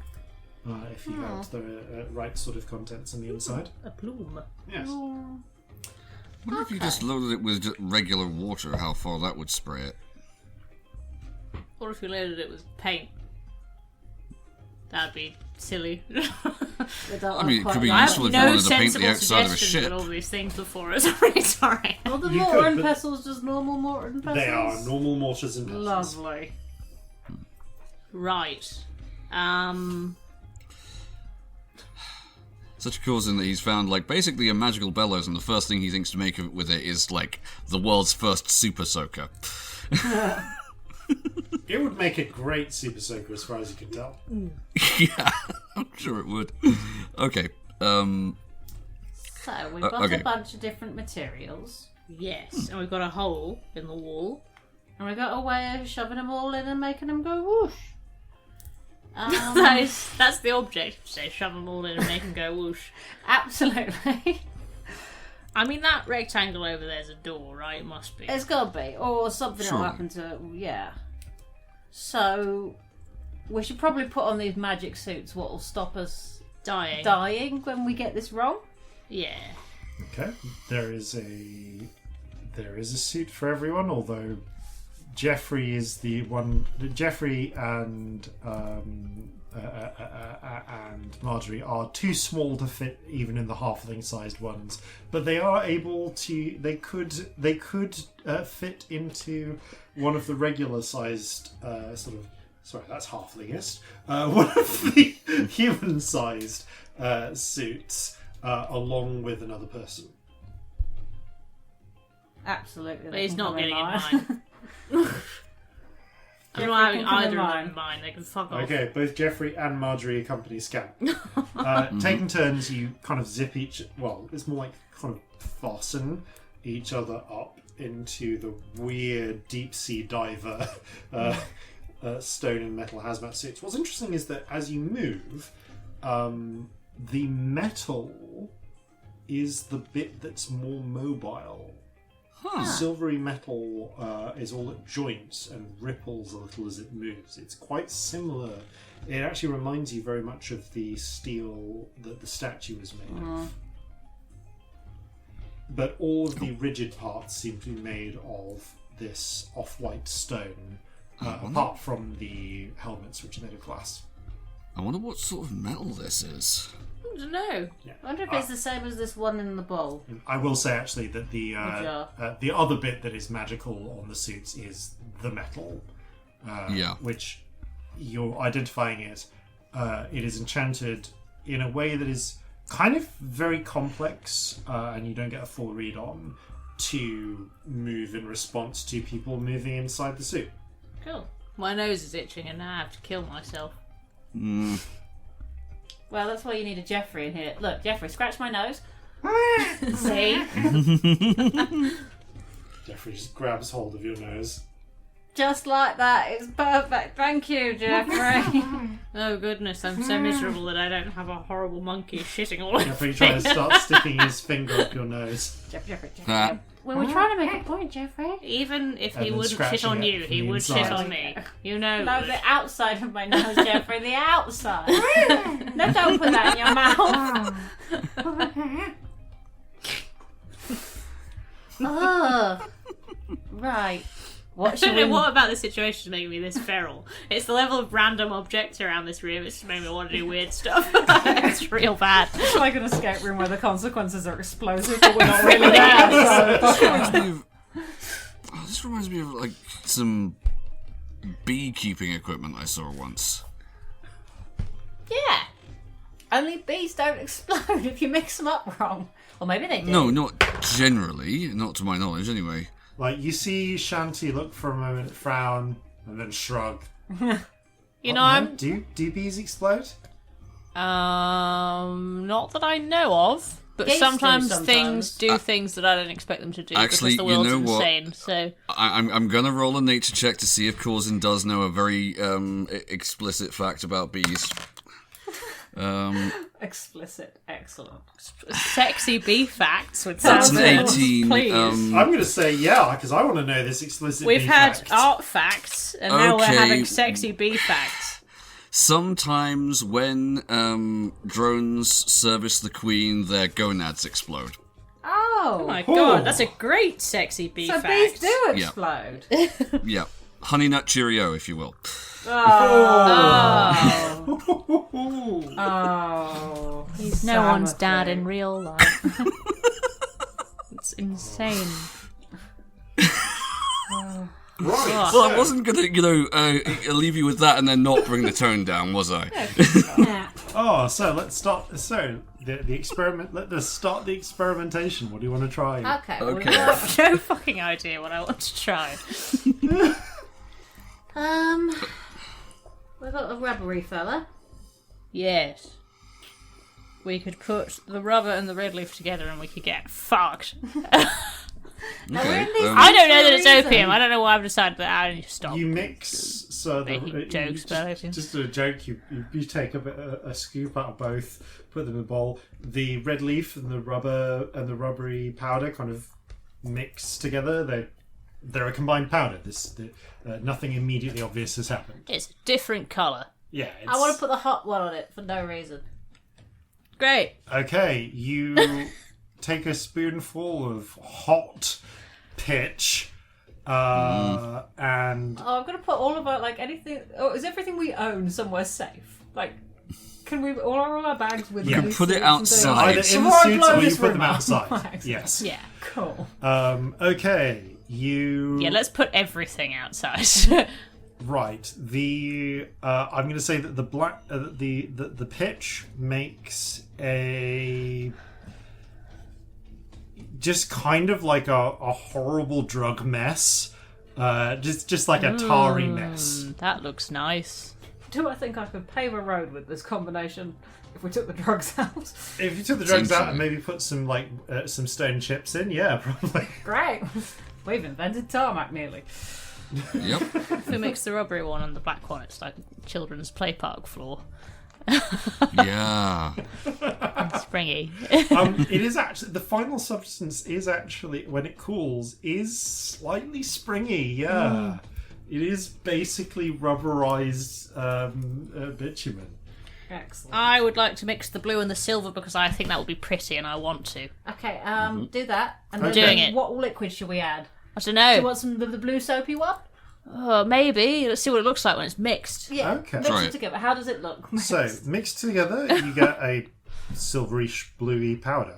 So you're going to put. I think some yellow would be good in that. Yeah. Oh, well, which the one do you acid. want to? Which one do you want No, to put the in? alcohol. Okay. So the I've alcohol. heard I've heard All soap. of them. I've heard the soapy sort of blue one, the alcohol one, the acid. So which one is going in first? Alcohol. Okay. Because I want to add something far more to the mysterious substances. Cool. Okay. And also because Celestia's going, it'll be green. I need Celestia to roll a dexterity save, please. Hell yeah. And Cause the problems. Oh, it's not bad, actually. I've forgotten what my dex is. And it's at the front of my notes, and I'm a disaster. Give me a second. I was about to shout a number, but I have no idea what it actually is. So, That would have been so confusing. it would have as been very well. unhelpful. 24. It would have been incorrect Oh, yeah. as well.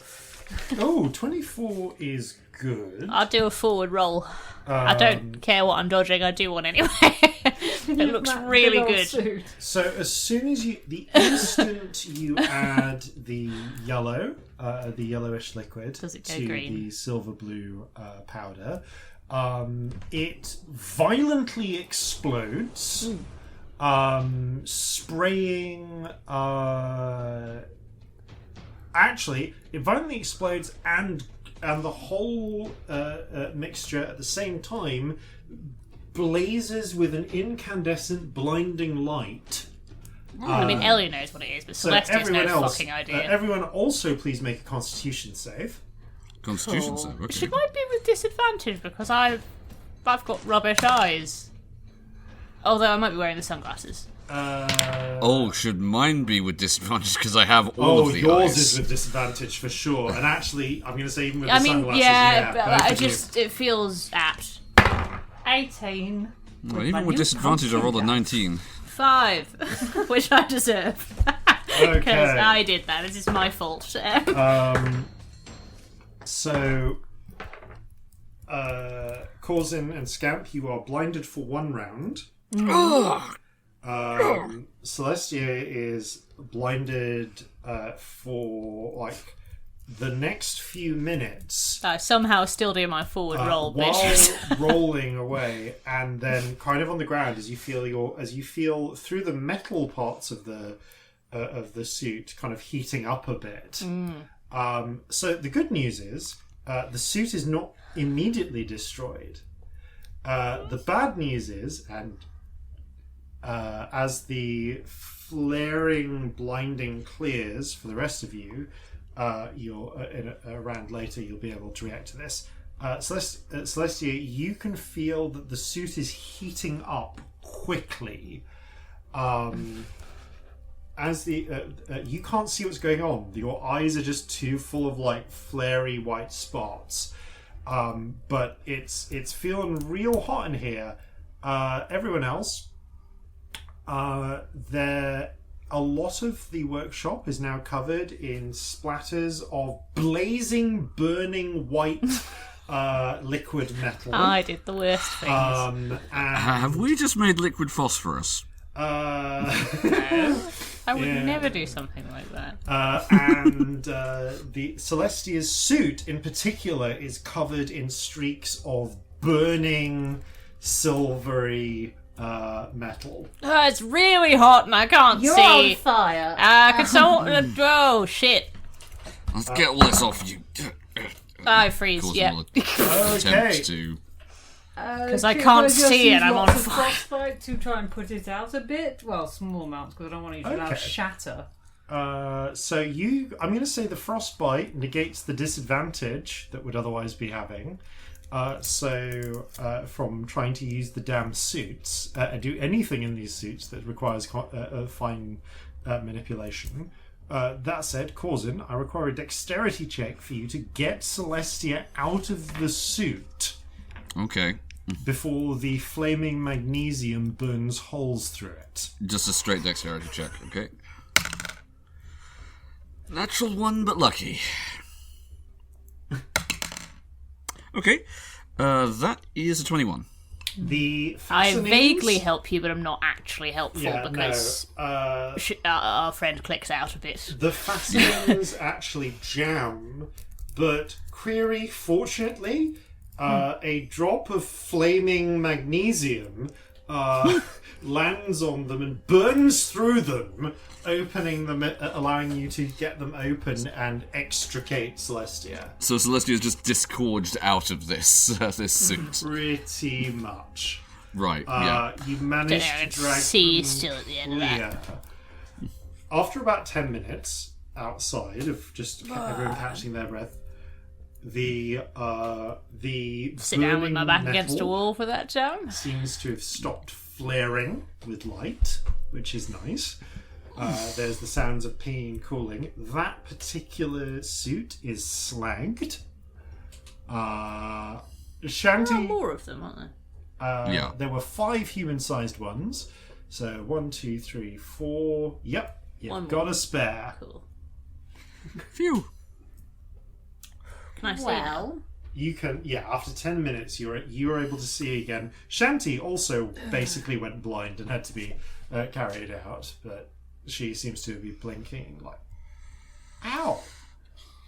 Alright, so that was bright. yeah. Was it? Yeah. It was so bright you couldn't see anymore. More focused on the whole fire thing, to be honest. Yeah, that's very... Didn't love that. No. Not my favourite. No. Alright, well, we know not to do that again. Well, actually, do we? Because we're actually looking for, light, potentially, to point brightly at a direction Not of the thing. in those quantities, then. Yeah, the bellows Maybe is for overdid it directing a trifle there. I mean, the bellows do direct it, you're right. Well, we were trying stuff when we were in safe suits, so I thought it would be okay, but, fuck me, I guess. Well, look. We're all still in one piece, thankfully. And largely it was because of those suits, I think. Yeah. I'll get you the other one. Thanks. It takes a few minutes to laboriously get into the other suit. So do we think if we put that in the bellows would just explode? Or that we might be able to shoot it at the little hole? Do they stay separate until you shoot them? It looks you from load the them design correctly. like, they only come together as they are being thrust out of the So maybe it's hole. supposed to combine a tiny bit. Although, the other trouble there is, what if it just sticks to whatever's covering the little magic hole and doesn't go through? Then we cry and go blind, yeah. Maybe we have to use the magic paint somehow. Because it does something different on a canvas. Like the right canvas. Which might be what this little magic hole is. What are we supposed to What's paint it? then? I don't know, it's like a... Maybe we just try painting something on it and see what happens. Yeah. Give it a go. Yeah, I would like to go and paint a tiny bum, please, on the magic. Okay, so Now it's a bum hole! It's a bum hole now! So It's a magic bum So hole. to describe the position, the view through the canvas. I'm sorry, I probably framed peaked the by mic this with little my golden bum hole frame, remark. Apologies, You can stowaways. see the distant wall of the canyon with the tiny stone, with the little stone rectangular door. A little bit of the nearby ledge. Where would you like to place the bum? On The best question. On the near side ledge. Yeah. Okay. Is it? I want you to describe how, whether this bum is anchored to anything, whether it's floating in the air. It's sat on the. It's like someone was. It's just like a pair of bum cheeks on the ledge. Okay. So that if they do materialise, they don't just fall. Can I ask for a painting check, please? Yes, which skill would you like me to use with this? This is, I think, your choice of wisdom or intelligence with. In what way is your drawing choice a bum? of Why or intelligent? your choice of wisdom, intelligence, or arguably dexterity level of with dexterity. proficiency applied. I will take the dexterity because my options are 0, 1, or 2 proficiency. That is so proficiency is +5, so that's 4. So I'm adding 7, so 16. What colour is the bum? I would like it to be the same colour as Celestia's skin. Oh, I'm drawing perfect. Celestia's bum specifically. Excellent. You get that sort of. So you draw a beautifully rendered pair of drow arse cheeks, but like as if a drow is buried under the ground, arse up through the grass. That is a very nice bum. And it goes onto the magic. Yeah, canvas? and it stays. That is a magic canvas, sexy little If arse. I go outside and look at the it's ledge, a shame we're about like You 70 step years out, too early for a bicycle joke right now. And indeed, in the place where you painted it, but actually there, just poking out of the ground, is what appears to be a pair of drow arse cheeks. What a fine arse that is. So if you draw on the magic hole, you get a magic bum. Yeah, that's the moral of this story. I don't want to be the stupid one here, but like, how the fuck does this all go together? Anyone else struggling? Okay, so we can put something on. I mean, we could put. You can paint a thing on the canvas, but then we've got all these powders for no reason, so that can't be right. it. That can't be the only thing we're supposed to do. Draw a door on that thing over there. That feels like it can't be the answer. It can't be. I mean, you could do it and see what happens. Unless all this was here just to like mess, so that we'd like explode ourselves. Can you paint something that would allow us to get over there? Well, I could draw Fucking a little bridge. Yeah. Yeah. Why have none of us thought of that? We're so I stupid. totally thought of it, but I did a bum instead. Well, proof of concept. Now we can A actually cracking apply bum. it, you know, Yeah, it's got a strategically. Yeah. So, what would you like to draw next? What would you like to paint next? I will do a little bridge. What kind of little bridge? Like a little rope bridge, Okay. but sturdy. Okay. You try and do a sturdy, reinforced rope bridge. Anything else? And a door handle on that. And the Rock. handle on the rock. What material do you? It's very fine painting at this point. You're using like what's that really fine brush size you talking? The finest, like a 10-0 brush. Probably like one grade up from there. Like a 5-0. Yeah, like a I mean, to be 5-0. fair, you can get them in, but most people do 10-5-3. Yeah. It's Vector like a zero. 5. You're using the 5-0 brush because of the distance. Those to like the little draw. Warhammer ones. Yeah. But Yeah, what they're like down in mini painting area. Yeah. What sort of material do you imply? Or for beards, For that door handle. The door handle. I would like it to be a diamond. Okay. Try and draw like a sort of like diamond shiny handle. looking handle. It's quite difficult. You have to go down to the 10-0 for some of it, but you can just about manage it. Another painting check, please. Ooh! What's that? 24. Okay. When you declare your work is done, you pick yourself up, step outside, and you can see an adorable but remarkably sturdy-looking and reinforced wood and rope bridge is now stretched along the chasm. Like it swings a little in the strong winds, but they're not as strong where you are, and it looks like it will, apart from a little bit of a rock it holds, and you think you can see what appears to be a distant diamond doorknob. Okay, well, I mean, I feel like we have to try it. I'm going to try it. Let's tie a rope around someone. I'll do it. I want to do it. Okay, we'll tie a rope around Celestia, I don't know why. and Corzin will hold the rope. I want to go over there Right, and slap I that gotcha. butt. That's what it is. You walk over. It's the near ledge, so you can easily lean down and slap that butt. It's disconcerting. What, the butt? Yeah. Why is the butt I was expecting it to be funny, not disconcerting. Why is it disconcerting to slap the butt? It's room temperature. Lifelike consistency? Somewhat lifelike consistency. Is it like slapping my own butt, but it's not on my butt? It's like Is your butt room temperature?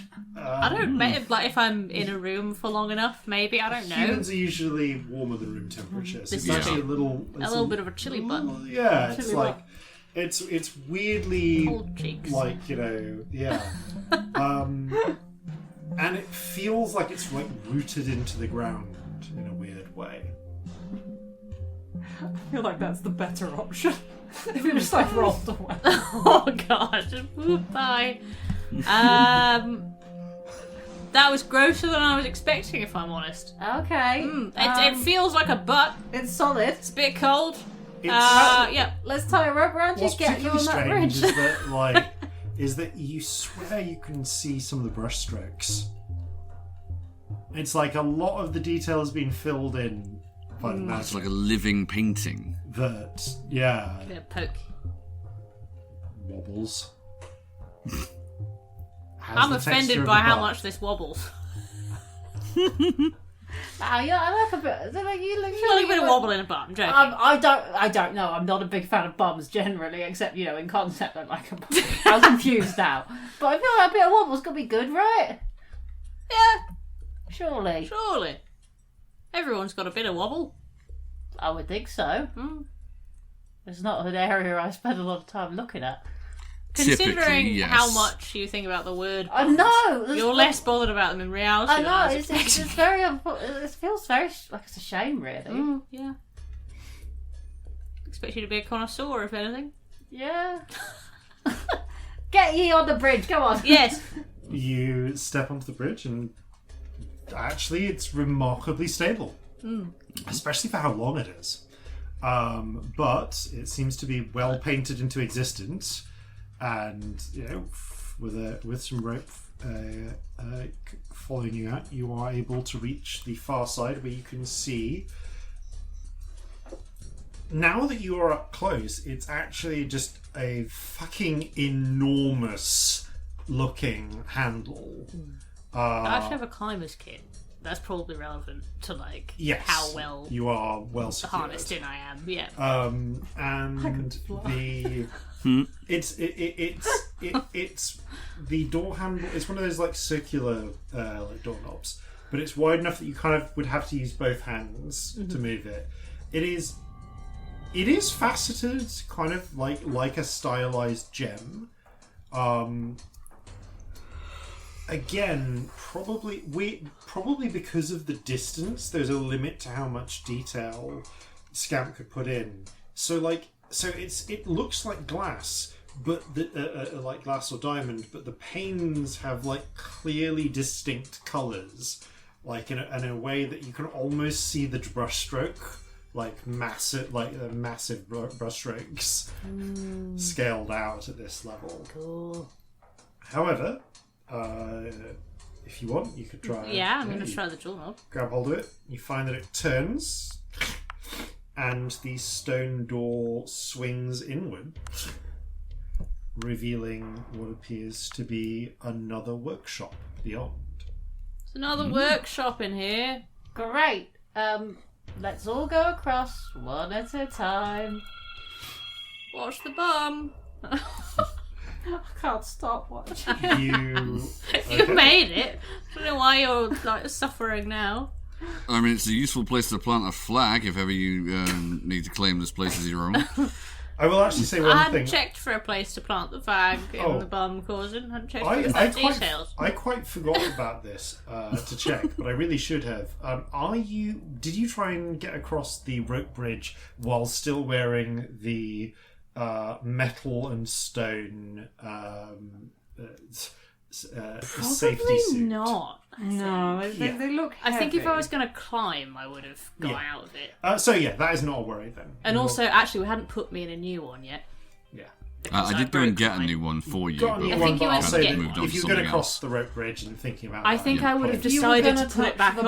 bum, Yeah, you would have sure. done it without I wanted the to suit slap the on. bum with my bare hand. You didn't Yeah. want to do that to I us. Fair. did. Yeah. There's no way you did that with the suit No, I on. didn't. So you get on out of the having gotten out of the suit, you go over and you find access to a new workshop. So extricating yourselves from the various suits, you leave the curious combination of powders, liquids, and bellows for the moment, and proceed to investigate the second of the workshops. And we'll pick up with a description of that workshop after these, no doubt important, messages. Alright, settle down. Now, it seems after Orkstay's incident, we're going to have to go through some safety rules one more time. Pay attention. No food and drink, always wear the correct PPE, always label your workspace and reagents, and for the love of the Regent, no open flames! Welcome back. As you enter the chamber beyond, you actually find a similarly Spartan-looking lab, which is lit by a little mage light above, little mage stone in the ceiling above. This one is fairly straightforward in its layout. There are 3 sets of tables. One set appears to be filled with 1, 2, 3, 4, 5, 10 wands. Little lengths of smooth, polished wood, stone, and metal. And in one case, glass. Which are all socketed into little stone sockets. It looks like you could probably... at first they look almost like levers until you realise that you could quite easily pull them out of the sockets. Directly on the opposite wall, there is a table which seems to be covered in papers with sketches and writing. And on the third opposite wall, interestingly, appear to be 4 limbs. Disembodied limbs. Okay. They look to be arms and legs. 2 arms, 2 legs. Which are made, which on appear the other to be, table. Yep, they are on the table. They're not sort of the table legs, but they're like on the workbench. They appear to be made of sculpted steel. Oh, they were the legs of the table. That's really weird. Are they severed? Are they like visibly severed from something?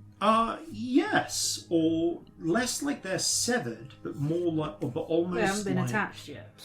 Yeah, they look. They some of them are. They're actually laid open in a way that reminds you of, of surgery actually. Okay. And you can see that the sort of bone joints, because interestingly, these do appear to have bone-like internal frames. Statue did, didn't it? But then you can see the steel, the sculpted steel, has been laid open, and you can see muscle-like fibers Creepy.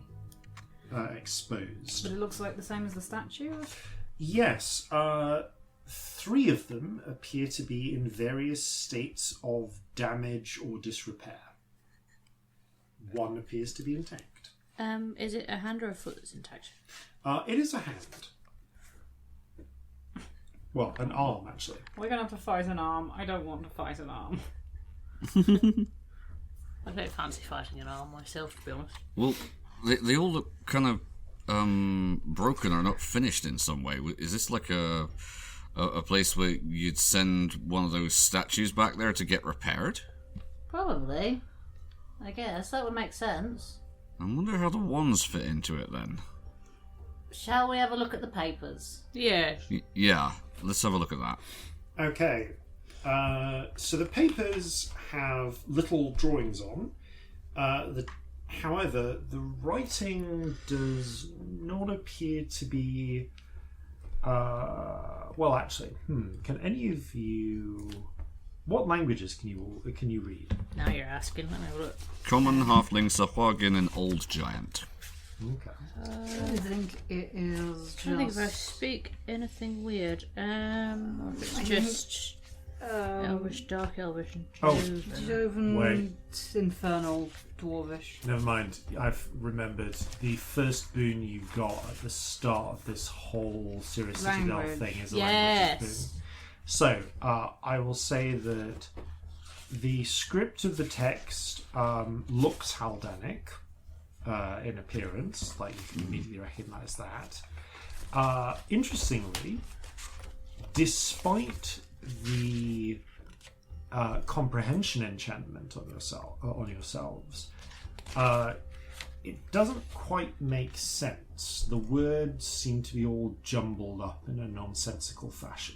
Is it in code? Oh, it could be in code.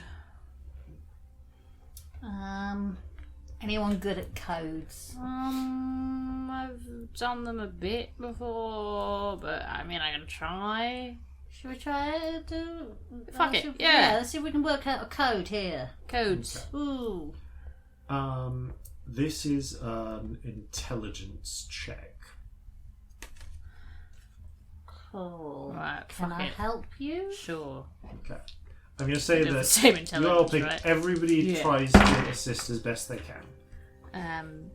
13? Can I add a d4? Would it help? You can add a d4. You can sense that. You get a sense that it will affect the quality of what you're able to work out. Sod it. I can't fucking think Oh, anymore. That's rubbish. There's a whole 1. No, 14.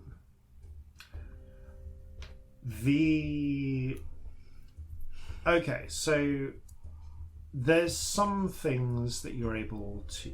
So the code, getting any sort of meaningful extended text out of this, even after an hour or so of working on this, you're getting the thing that this is the code itself is beyond your ability to work out unless you're willing to stop and spend several days here.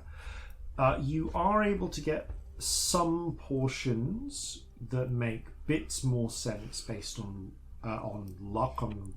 It seems the code cycles, and some parts are easy to break than others. And you are able to make some inferences based on the pictures. So you see that there are 3 groups of notes. One group, you cannot make heads or tails of the text, but it appears, but the picture appears to illustrate what seems to be a line bouncing off a series of curved mirrors, and then going in a different direction. Okay. Before eventually going straight. And it seems to come up, bounce off 1-2 mirrors, going straight forwards, bouncing off another 2, and then going straight down. There is a little sketch of the tower that you were able to see from a distance as well. Unfortunately, outside of this, there's very little context. The second piece you were able to see depicts the bellows-like object from the other workshop in various states of construction. This appears to be the notes of the notes seem to relate to, well, the construction and development of that device. You can see images of it being held much like a sort of weaponized bagpipe, and something ejecting from the front. You also see sketched onto it are what appear to be images of a hand, which are then sort of drawn closer and closer up until you can see tiny little holes marked like paws across the skin, and then a sort of cross section of it with little arrows and tiny drawings of what looks like mist or steam expelling from the holes. That's the burning acid. You are able to make out some wording here. A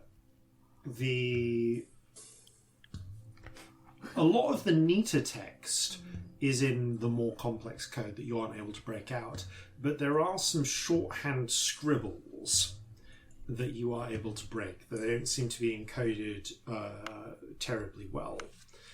More like quick notes.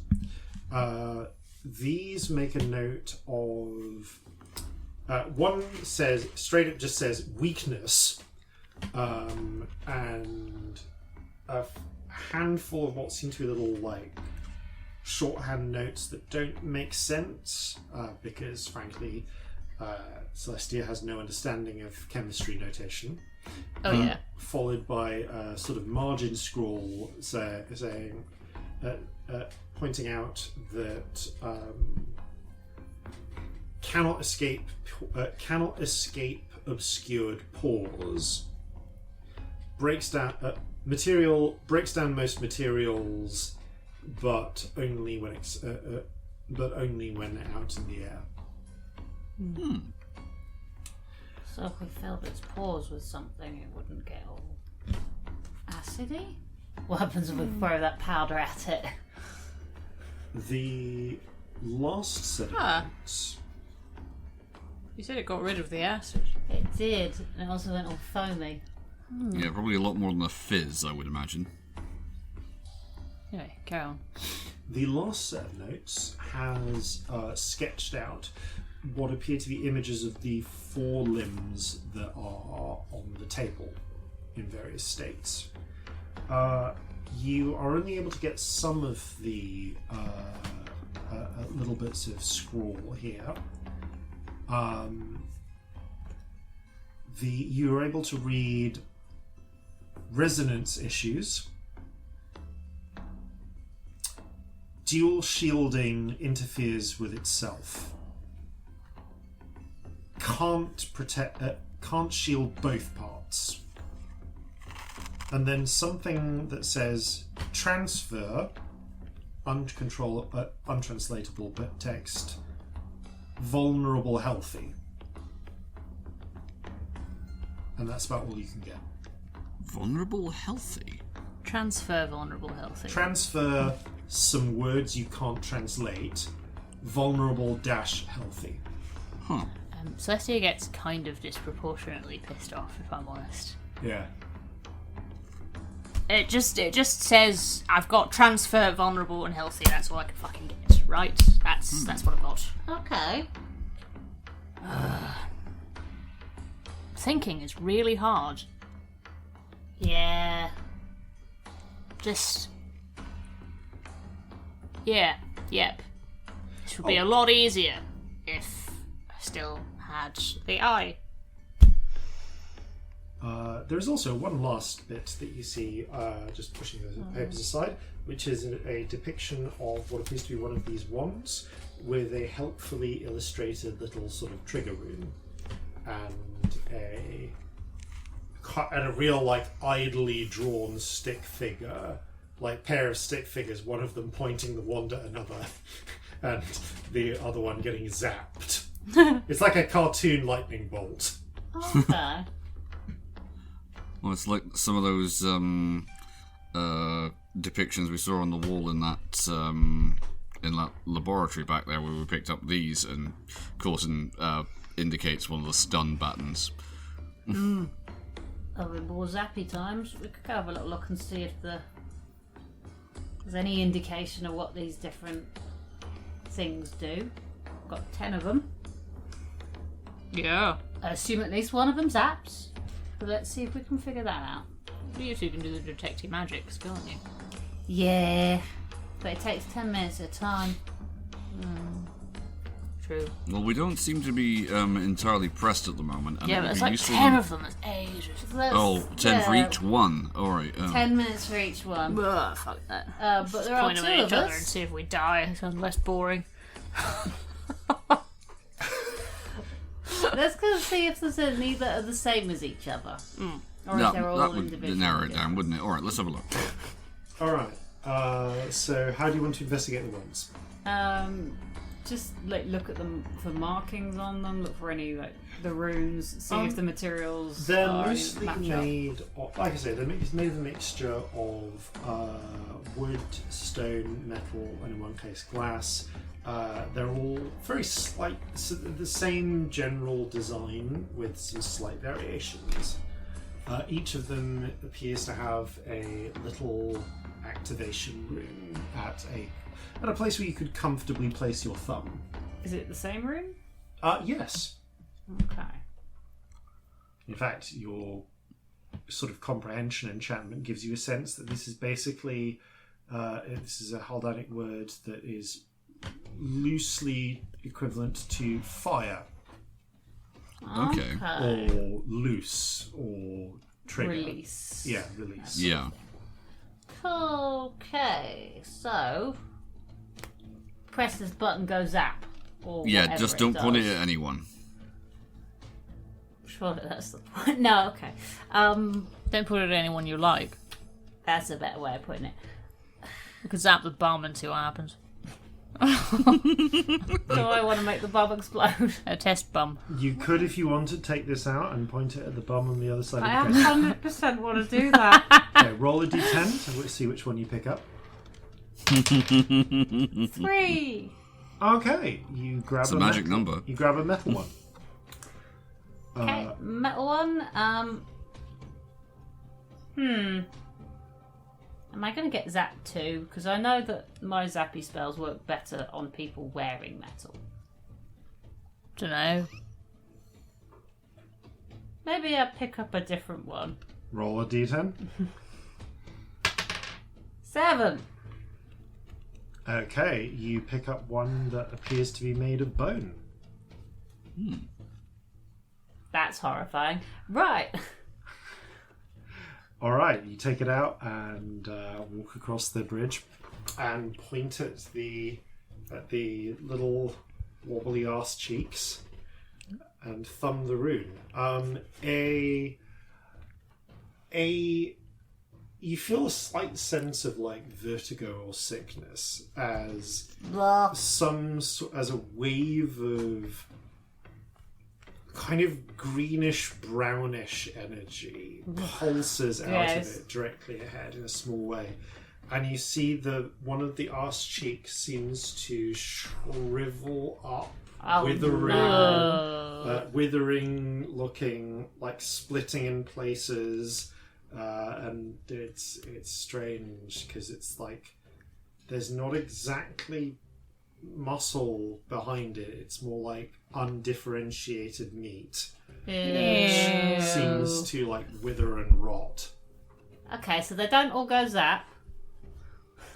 That's just something for making food spoil really quickly or something. You also feel as if once this is done, the wand seems to... if it had a slight thrumming before, it's gone. Oh. I would like to have... I want to do kind of a memory check. See if Celestia knows something. With the statue, Yes. did it look painted in the way that the Bum Bum does? Ooh. Not as far as you could tell. It might just be really good painting, though. Yeah. I was just wondering, folks, if, this person who's sketching all these muscles and shit, if they wanted to just be able to paint them and make them into a thing. I mean, we could have a look at the broken ones here. Do they look like they were painted really well? If we look at them closely, or are they different? Have a little poke. Okay. So looking at the pieces that you've got. All right. So the first of these is an arm. You can see that the whole arm appears to have suffered a variety of different types of damage to it. There's parts where it looks like charred. It's like strangely burnt or melted metal. Places where it's like shiny. Other parts where the strange metal bone seems to have snapped or fractured in different ways. A bit where some of the skin seems to have almost like corroded in a strange way, like it's pitted. The second one, the flesh and skin seems to be entirely intact, apart from where it's splayed open. However, the bone shows signs of having been shattered, having melted in places, or curiously malformed or warped. The third, the second one was a leg. The third limb, which is also a leg, the skin and flesh shows similar sort of signs of damage, burn marks, shattering, a point where it's just cleanly split, curious pitting. But the bone that's exposed is completely unharmed. And the fourth one, again split open and arms, you can see both bone and flesh, utterly undamaged in any way. Do you think the wands were for testing to see what damages this thing? Maybe they were trying to make... I don't know. There's like 3 damaged ones and 1 not. Maybe they figured out how to make it not damageable. That's reasonable, actually. Also, I want a wand.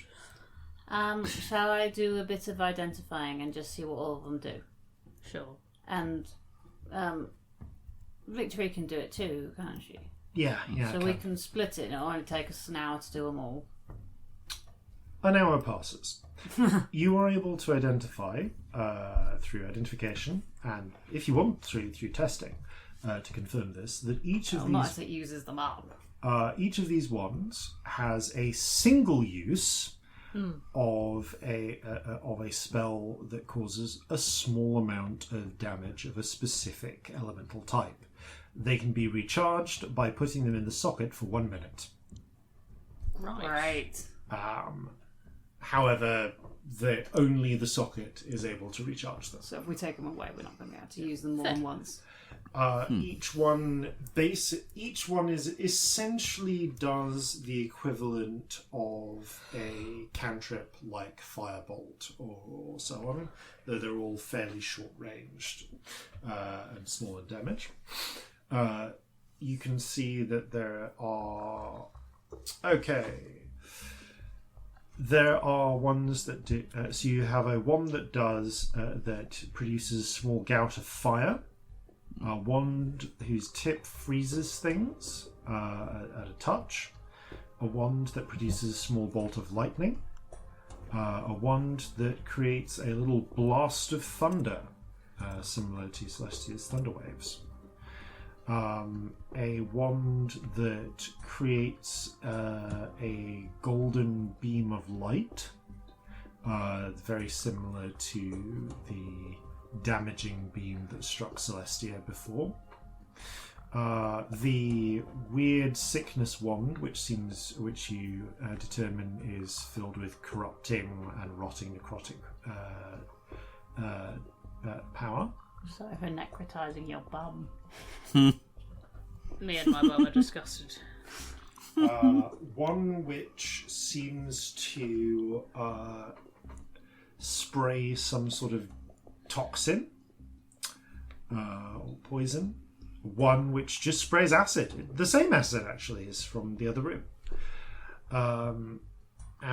One which creates which shoots out a little blade of pure force, and one which for want of a better word, causes nosebleeds and paranoia. It appears to do damage of a similar nature to Celestia's vicious mockery. Psychic, if you will. Psychic damage, okay. Looking at the limbs, can I determine in this hour, are these limbs in any way, shape or form like animated or reanimated flesh, or are they all just engineered? They appear to be beautifully constructed artifice. Oh, this is... I don't even know how they could have made this, but they've made it. This looks like it's living material, but it isn't. It is very magical, and identification doesn't really tell you can't really tell you more, except that if attached to an appropriate entity or controlled in the appropriate way, these would function as very effective prosthetics or artificial limbs. With terrifying grip strength.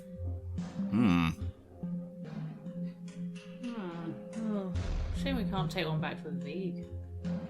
That's true. Although would it fit? He hated a peg leg, but I mean, is there a reason that we can't? The two legs are broken. But is there enough between them to make a functioning one? And If do we have had- enough brains? Looking at the... I just wondered if he wanted a cool metal leg, you know? Yeah. There do indeed appear to be... Okay, make an Arcana check.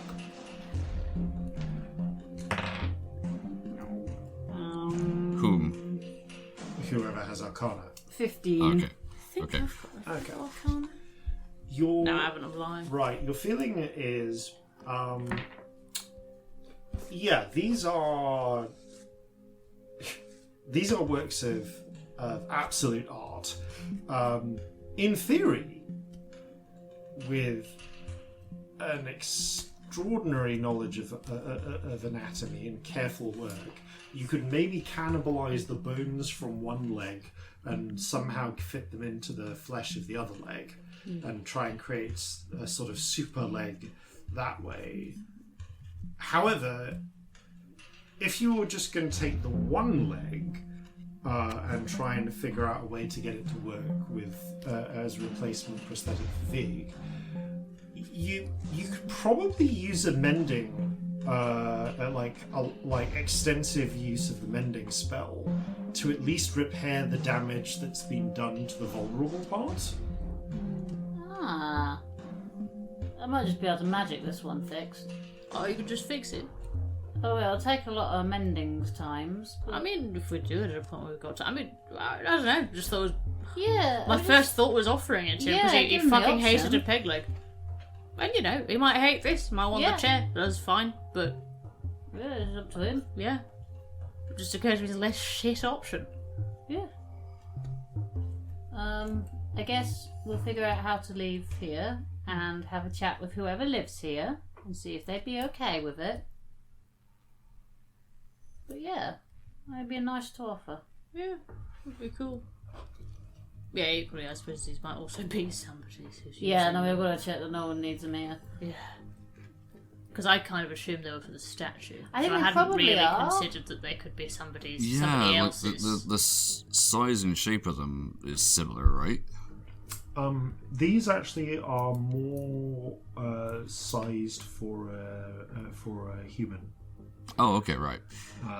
But you can we really shouldn't take these without checking them out to someone. But would be really which bad. would make them excellent, options for Vig if you were able to figure out how it, if you were eventually able to figure out how to make them work.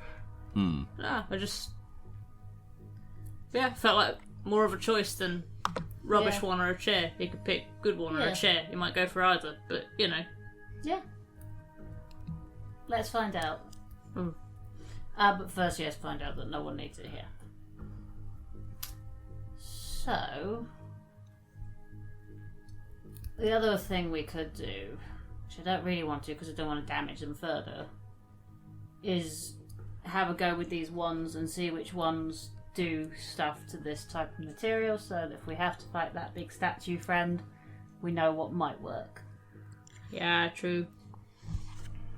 That would be a useful thing to know. It would be really useful.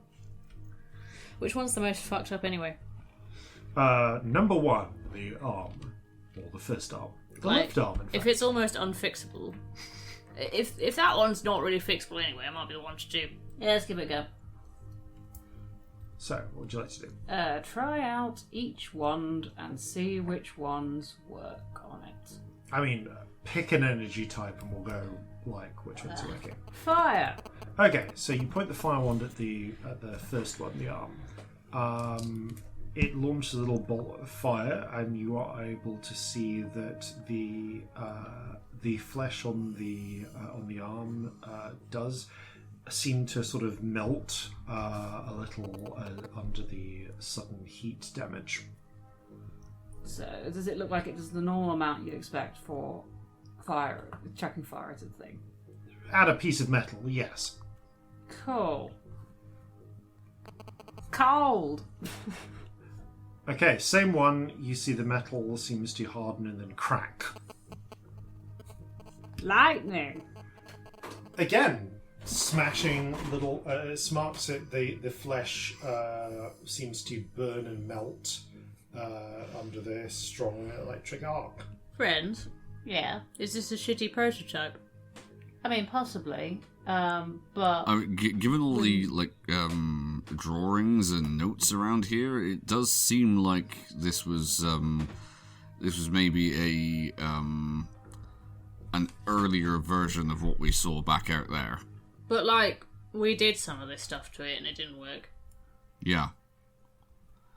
What was it they said in the notes over there about, like, certain cold. things were...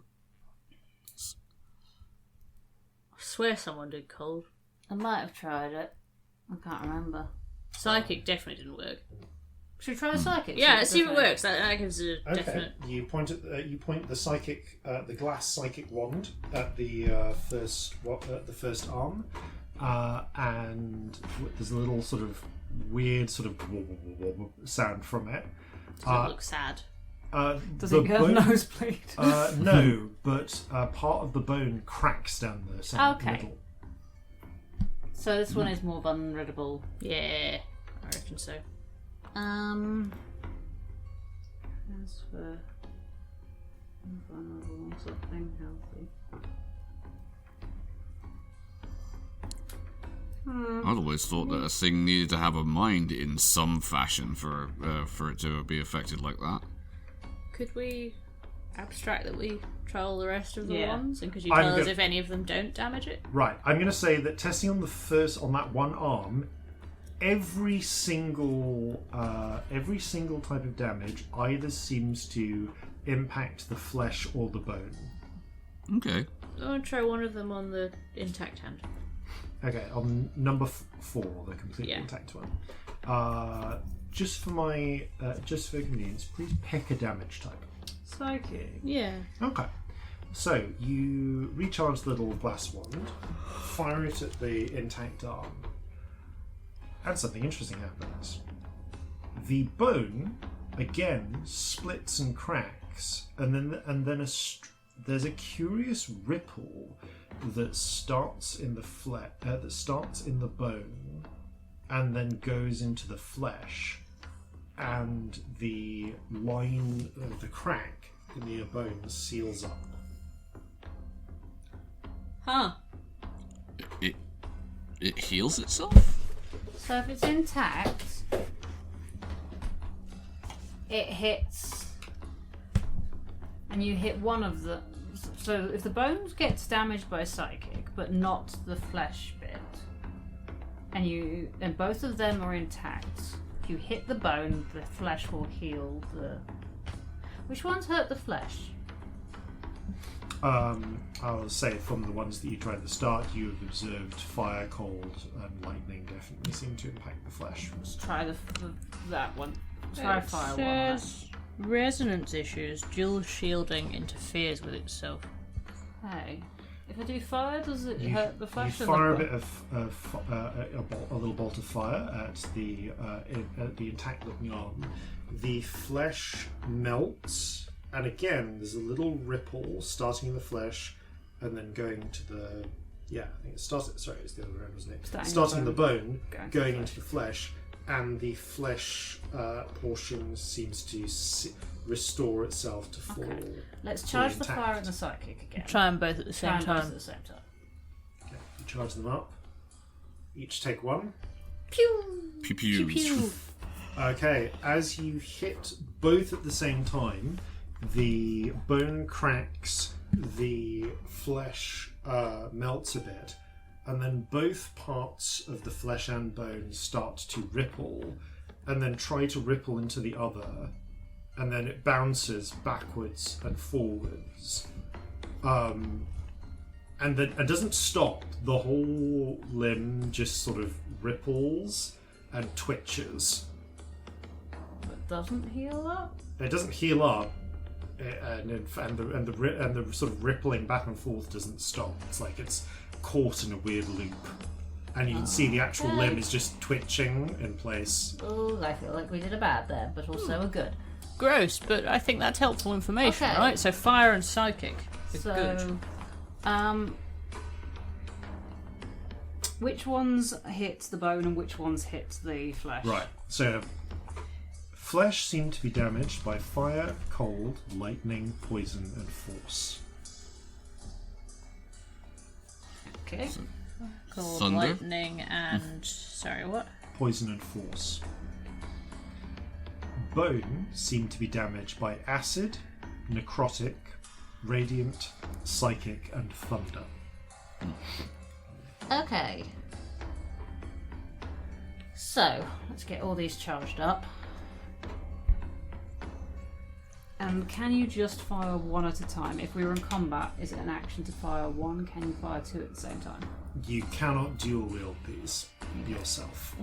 So it would be a teamwork thing. But also, could we just do spells that did those? We could, but we need to time it at the same time as well. Yeah. So, who's got spells? What do some of these? I've got lightning and psychic, and I've got a waistcoat that does fire if we really want, but it's maybe not the best plan. Yeah, thunder and lightning are kind of my whole thing. Yes. I can do lightning and perhaps some force stuff. Trying to think about got anything else in my mental library of spells. I've got one of those I've got one of those pistols that shoots fire. That's true, actually. I've got Oh shit! Yeah, well done. stuff that will do ice, lightning, and fire. I can do a random one, but that also will blow up the whole fucking room. Okay. Let's not maybe do that then. We can just, it's like, just vibes, man. Like, I don't know, loads of rainbow light happens, some of it does stuff. Prismatic spray, if you get it. The rainbow spirit chips in. It's an exciting time. It's a great time, isn't it, right? I can do lightning. Oh, I've got my creepy hand back now, haven't I? As well? I think I'm literally lightning and psychic, if I'm honest. I have an ungodly number of lightning, psychic, or whatever the fuck happens is where I'm at, folks. Where's my creepy hand? What's my creepy hand do? That's necrotic, isn't it? I believe actually you can also do thunder, necrotic, and radiant. Oh, I totally can. Yeah, because I've got destructive wave. Sorry, that's my bad. And thunder, yes. I forget that thunder is different to lightning. Weirdly, they're the same in my head. They're not. They're definitely distinct in this system, but I always think they're the same. Corzin presumably wouldn't know this because he hasn't used it yet, but the vampire teeth that he has would probably do necrotic. Oh, and also fire if we let the thingy out of my waistcoat. I think it's my waistcoat. Yeah, it's a waistcoat. Okay. So...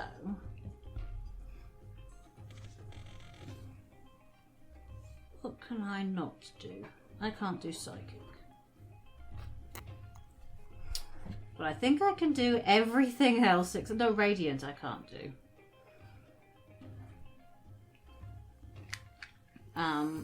But I can do it whenever I like, as often as needed. I've got necrotic, fire, cold, and lightning. Out of character, can either you or Victory do magic missile? Victory cannot. No, I can't. Oh, okay, so not force then. Yeah. Oh, I can do force because I've got Eldritch Blast. Oh, of course, yeah, I forgot Eldritch Blast was force. Right. If I can do radiant or rotting, but that's a really massive spell. Okay, that's good to know though. And thunder. Yes, you can do lots of that. You're good at that one. Okay. Sounds like we've got a plan. It sounds like we've got them all covered in some form. Yeah. And a lot of them is not big ones either. That's We just need to make comforting sure to we've all know. written down which damage is which. Yeah. And that we're combining it with what the other person's doing. Exactly, if you see a person do a spell. How close together do we have to do them? Like, do they have to be exactly the same time? Let's test that out. Can we test the equivalent of doing it in the same round but not holding an action? Okay. Yeah. What? Pick 2 damage types, please. Lightning and force. Okay. You fire one and then the other. Oh, I'm sorry, not force. I've written it down wrong. They both damage Acid. the flesh. But Whoops. no effect. Sorry, let's do acid. Okay. Doing lightning and acid at the same. Sorry, they're next to each other, and I've literally Yeah. just got the letters You do that I've written lightning- down wrong. Shoot bolt lightning and then an instant later, and then like a couple of seconds later, shoot the acid. Interestingly, the resonance, although the resonance is still kind of ongoing in the loop between the fire and psychic effect, you see where you shoot further down the arm, the two interact, but there's enough of a gap in those few seconds for the bone to start healing the damage that's done to the flesh by the lightning, before the bone is then damaged by the acid. Bugger. So that So it has to be instantaneous. seems that even a few seconds apart is enough for the to prevent the resonance cascade. So we're going to have to hold actions. Yes. Okay. It's still doable, though. We just Yeah. we maybe have go to really in time it well. with a body and a plan. Well, it doesn't react until until you get too close. So you could position yourselves strategically beforehand, and then have maybe a third person goad it. As soon as it gets in range, hit it at exactly the same time with the other two. If we're using our own spells rather than the ones, we've got a good bit of range. Yep. For paranoia, should we check our own spells? Do it. Yeah. What have we got that? Oh well. I've got let's Shocking see Grasp. what we've got that's got range. I can do just a very similar shocking grasp. Look, I'll take the short blunderbuss here. range, You take this pistol. Right. Oh, I can do the one where I insult it and it gets sad. That's a good one. Yeah, that's a good one. We can. It's not worth a spell, do you have right? to 60 be? feet. Okay. It just needs to hear my cutting sounds that I make. I mean, we can probably do. I mean, what's your range on like your lightning? Your little no, that's a little close up one. What ones have you got that are long, Victory? Well, I can actually do a long range lightning. Well, the little one. Yeah. How long a range? Probably about. I mean, you're super far, but so I guess technically like half the range of like your firebolts. But Okay, about 120. That's pretty good. Should we have a little bash on one of these then? Yeah, Just see sure. what happens. all right, let's. Give So it you go. do a lightning, I'll do a insulting it. All right, I'll wait for you to say your words. Right. 3, 2, 1. Horrible little bastard arm. And then, as the psychic insult and the tiny little jolt of lightning shoot out, they hit a different part of the arm, and the two pieces of the arm break and then resonate with each other, unable to restore the damage. Okay, so it does work. It works so great. So we can do it from 120 feet, and we know this thing's fast, but I mean, that's 60 for me, but still. But I can do one with victory that's 120. Oh, so nice. we can be a bit further away, because I can do my creepy hand friend. I can do that from 240 feet. Cool. 480 if I really try. You're quite good at stuff. It's frightening. I'm really good at doing things from a distance, because this is squishy. Yeah. I wish I was good at doing stuff from a fucking distance. Yeah. For Sam, this was 2 weeks ago, but for Corzin, it was a couple of hours. How close did we get to that statue before it reacted to us? It didn't react. Only when we none attacked. of you crossed over the line. It reacted when Celestia did a psychic attack on it with Vicious Mockery. Right, gotcha. It got within 15 feet of you, though, and then bathed you in acid. Yeah. Okay. So, We want to try and stop it doing that acid thing. if we threw two spells at it at the same time while somebody threw a bunch of fucking baking powder at it with the bellows, it'd be pretty Yeah, not that could dangerous, right? Possibly. I'm trying to think if there's anything we want to mix with the baking powder. It's red leaf to get it high. I don't know, man. Probably not that. Doesn't seem to have enough of an anatomy that it would affect. It's more about like blocking up the pores. Blocking it up. The Oil. the tar stuff. Yeah, that would probably be the best that hot thing. stuff was all gluey, I guess. Well, you use it to seal the sides of ships. That's exactly what you'd use it for. So if we blocked it, but it also had baking soda in it because that was alderai. Would that work? Celestia hasn't noticed that mistake. I've laughed, but she hasn't. She's just said it. Maybe. I don't know. I feel like we probably want to think of another thing to put in it because we've got room for 3 things. And that seems like a wasted Red opportunity. leaf, so we'll get fucked. No, I'm kidding. What else could we put in it? What did that silver stuff do? Was it the stuff that burnt really brightly? It was either the silver or the blue. I actually don't know which.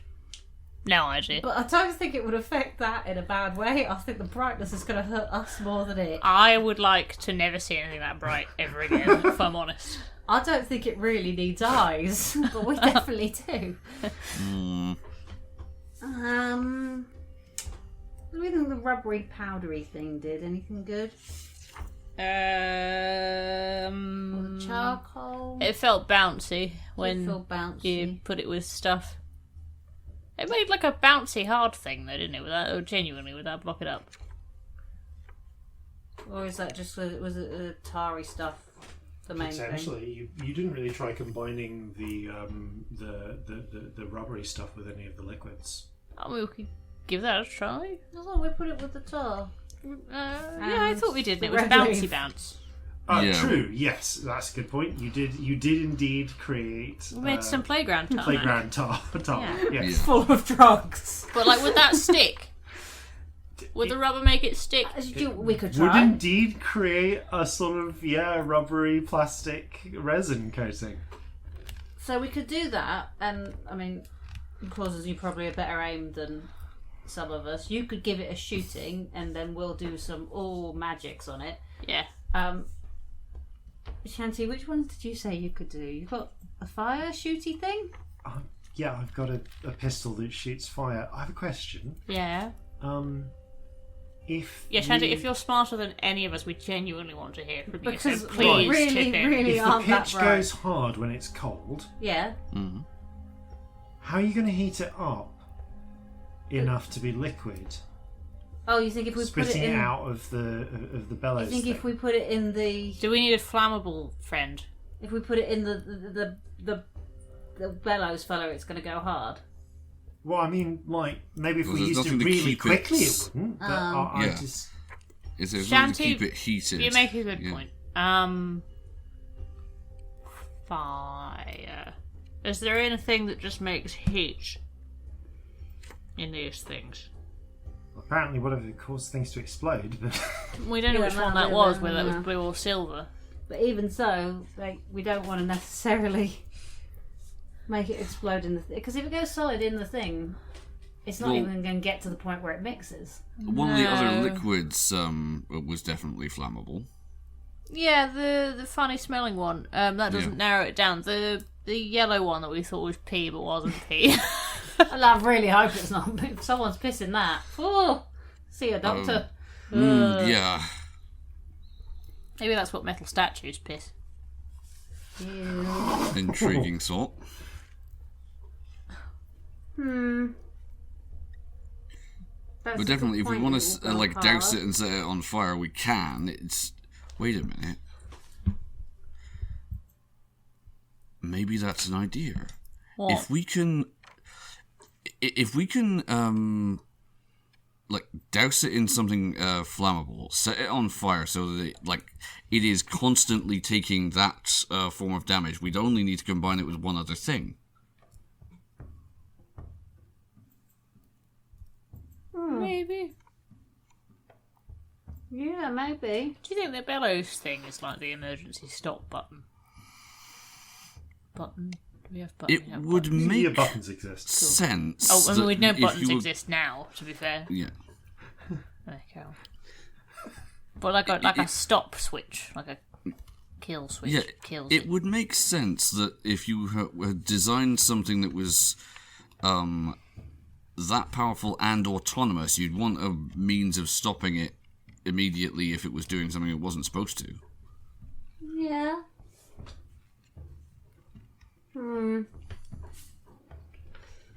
I'm not saying I don't think the pitch and rubber is going to work. I just, what have you got? What that we can use to heat it up? Shanty, we're literally too stupid to know. We don't have an answer right now for that. It's a really good question. But I so didn't pay attention to school. Like I really don't know which of these makes heat. The thing is, we can't put any of them together in the. I suppose we could put them together in the pot, but it needs to stay warm and not explode. I mean, there's mixy stuff. Yeah, we can mix up in we can mix vessels some things if we want more than one thing in a chamber to keep it warm. But what would do it? It's not going to then go boom immediately.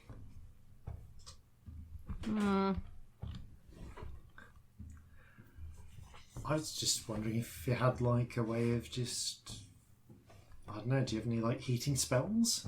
Anything like that? I can literally heat tea and shit. I can heat things. Prestidigitation. Wait, it heats things. You can just keep things hot continuously? Yes. I don't know why I didn't think of that. It doesn't specify a level of hot. Well, I guess we can just try it. Yeah, I'm going to give it a crack. If it's enough to keep a coffee warm, you might be able to.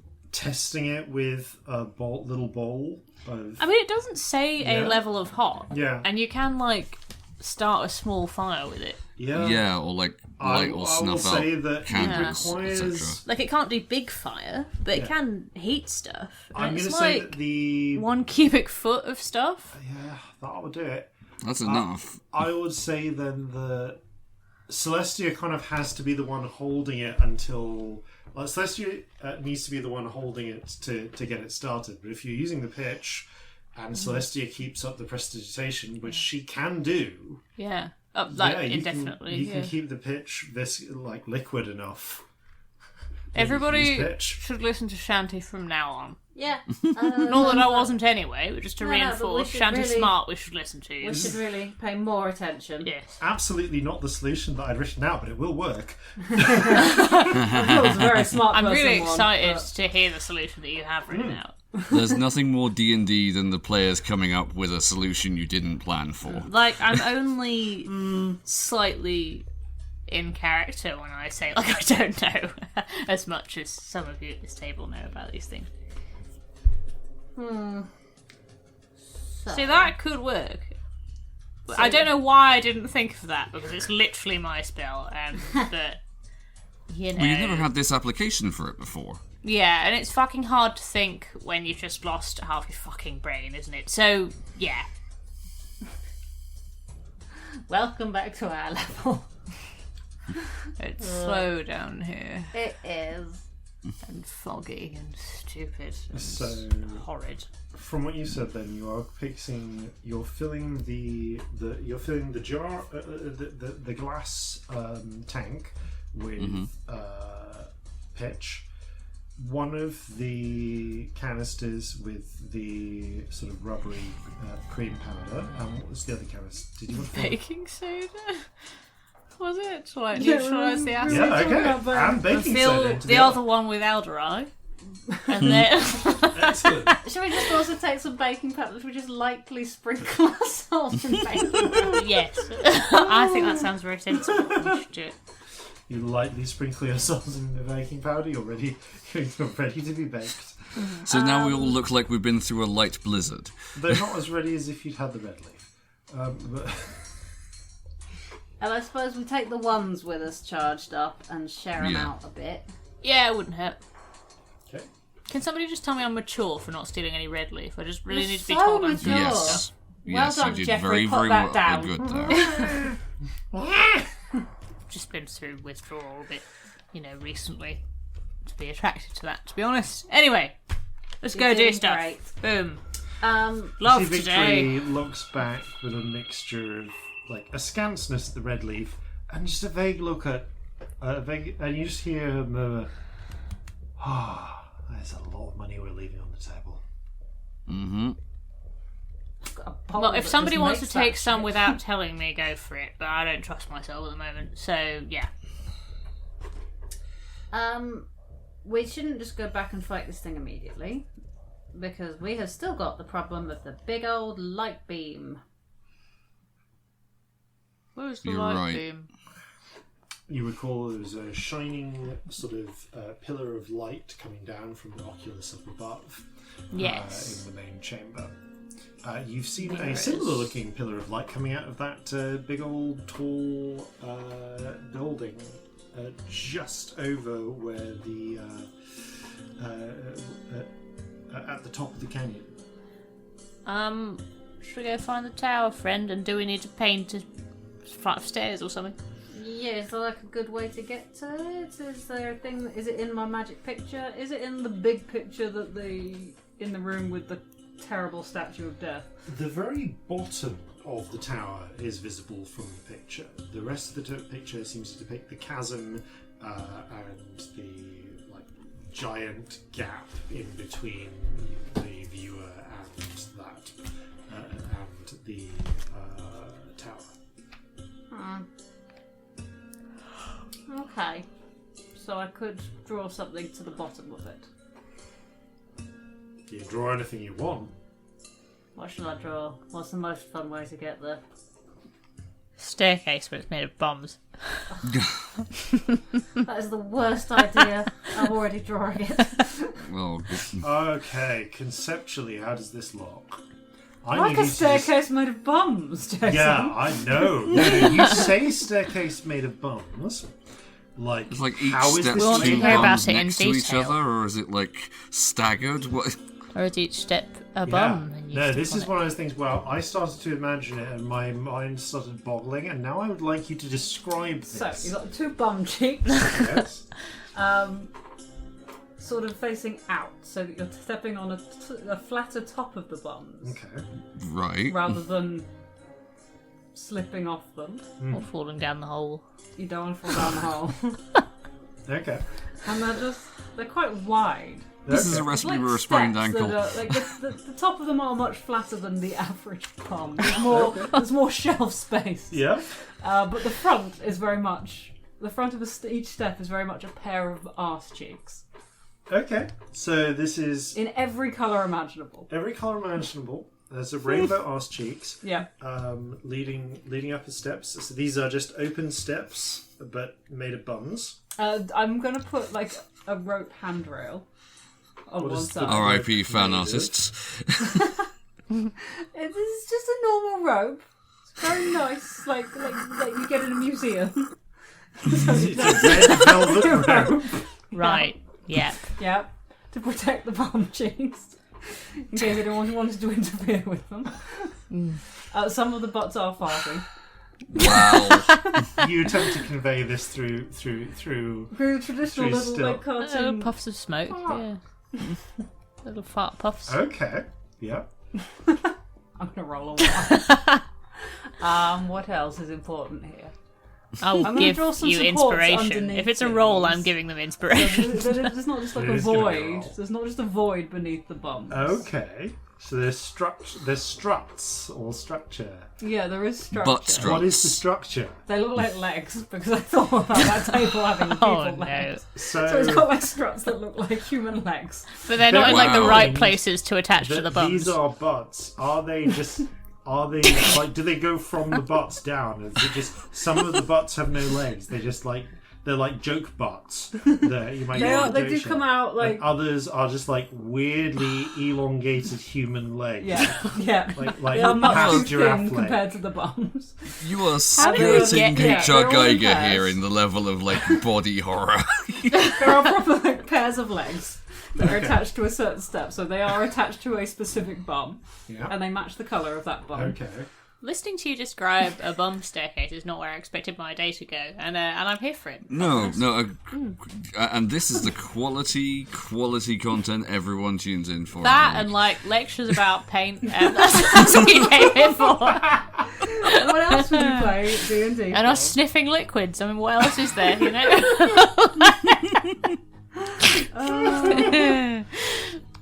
Sorry, please continue. The seer, the reaper Are of the time, legs the hairy? drug baron. I don't think there's anything else that's important in this staircase of bums. Do they have feet, or is it just legs? Oh, they've definitely got feet. I've got feet.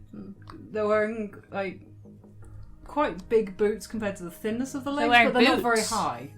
Oh wow! Like, Okay, they're so very they don't- long legs with like boots just on the very bottom. The bit. first few legs do. Bear in mind that the later legs are going down into the canyon out of sight. Oh yeah, no. So Those ones are.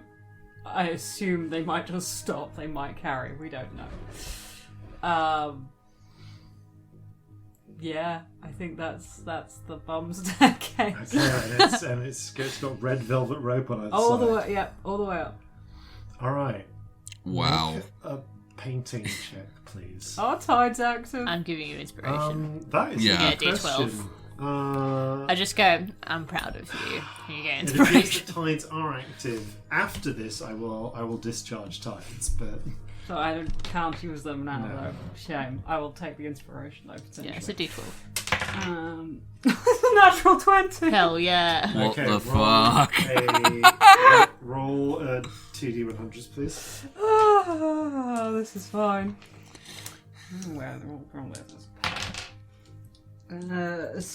70. Where's the other one? Is that a 9 or... Okay, no, that was a 9. 79. Okay. And, fuck knows what that is. Any idea what that is? Oh wow, what the fuck is this dice, man? I can tell what all the other ones are. Okay, so maybe what's that's a missing? 0. Okay, so by Yeah, that's a Process 0. another That's, one. that's Okay, the so- double Right 0. Okay, so that's 6. It's the only one with not a number on it, so it must be. That's cool. Wow. Alright, this... This is a problem. Illegible dice are really useful. I love them. It's going to be very strange for... Yeah, no, I feel like this is... Okay. There are 2 futures. In one future, you feel like you would be very bad at dancing. Oh no. In the other future, you feel like you're going to be very sick. Oh no. Oh, both are pretty bad given the scenario. I'll remind you, you're on solid ground at the moment. Very sick. That sounds awful. I guess I'll be bad at dancing. Okay. This is a terrible choice. Everything's awful. You have, as you complete your fucking magnum opus, your astonishingly rendered H.R. Geiger-esque nightmare piece. It's got a little bit of Escher in there as well. Yeah. Oh wow. With just some Desolating bums. there are ways this staircase of bums is ascending that bewilder the eye and the mind alike, and that's from this perspective. I really don't think we can get through my life without making this picture real. What is the point of being able to art? You know that bit in Frozen where she makes like an ice staircase? Like that I want to bums. let it go sequence, but all they conjure is bums. That's Castle. You feel like a like you've twisted reality in some way by doing this, and you feel that twisting rebound upon There's you. a sorcerer watching somewhere going, oh fuck no, please. Very literally, you feel a portion of yourself twist Uh-oh. down, and your right foot, in fact, your right hoof. Huh. This doesn't quite make and with some alarm you find that you have 2 left hoofs. That's all right. I'm left hoofed. Oh, It means I'll be doubly good at things. that's What? weird. What are you talking about? I've got No. one of my hooves has gone wrong. You look down and their hoof has somehow twisted in a way that they have 2 left hooves. Oh, I don't think that's right. No, because I'm left hoofed, so it means I'll be doubly good at things. That's not how That's feet not work, how man. it works. Like, if you had 2 left hands...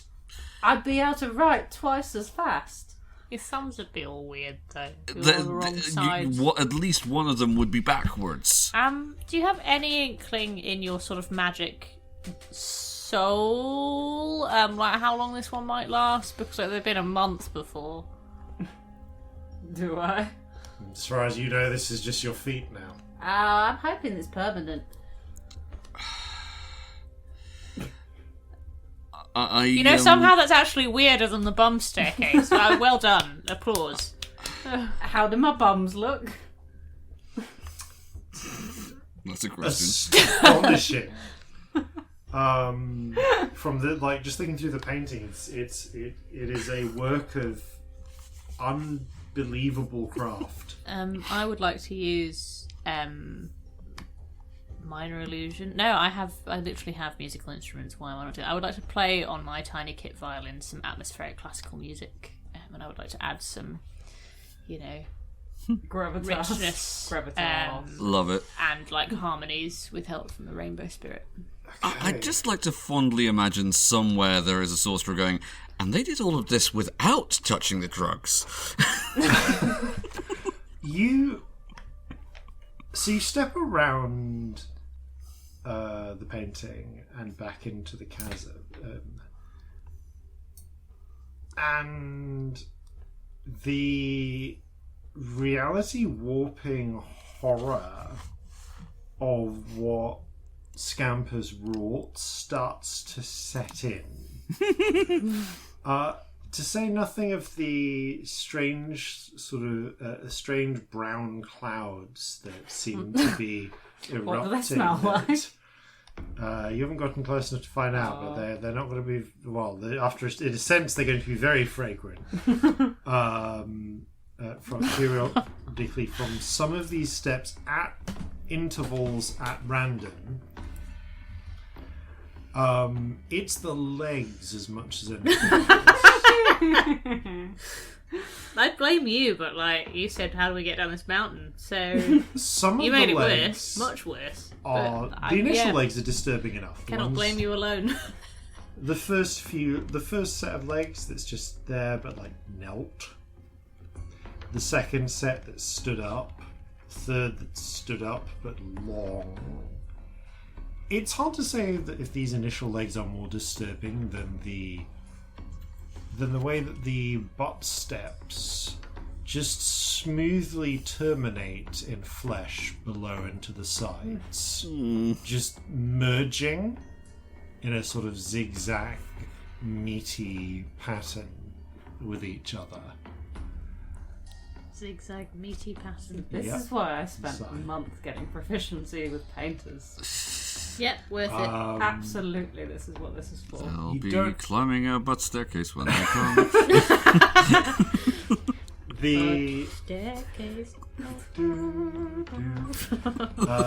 There is, but it gets worse as you stare out, because the legs that go off the edge of the cliff, into the chasm, are still following those sort of proportions, like the stretched out human legs.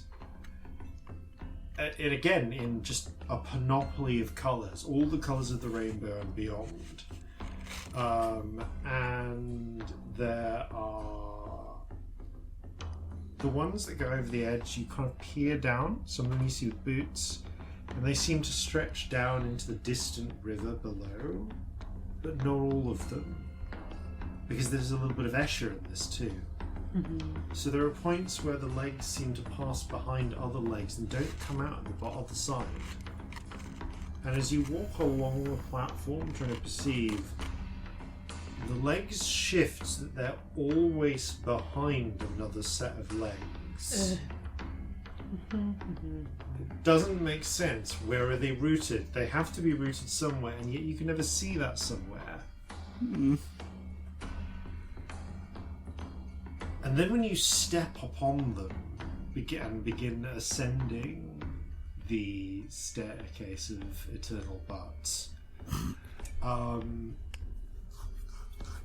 some of them are firm, some of them are soft and flaccid, all of them are fleshy. Some fart when you step on them. This is everything I've ever wanted from D&D. Some in whoopee cushion-like manners. Some with unfortunately wet flatulence. Beautiful.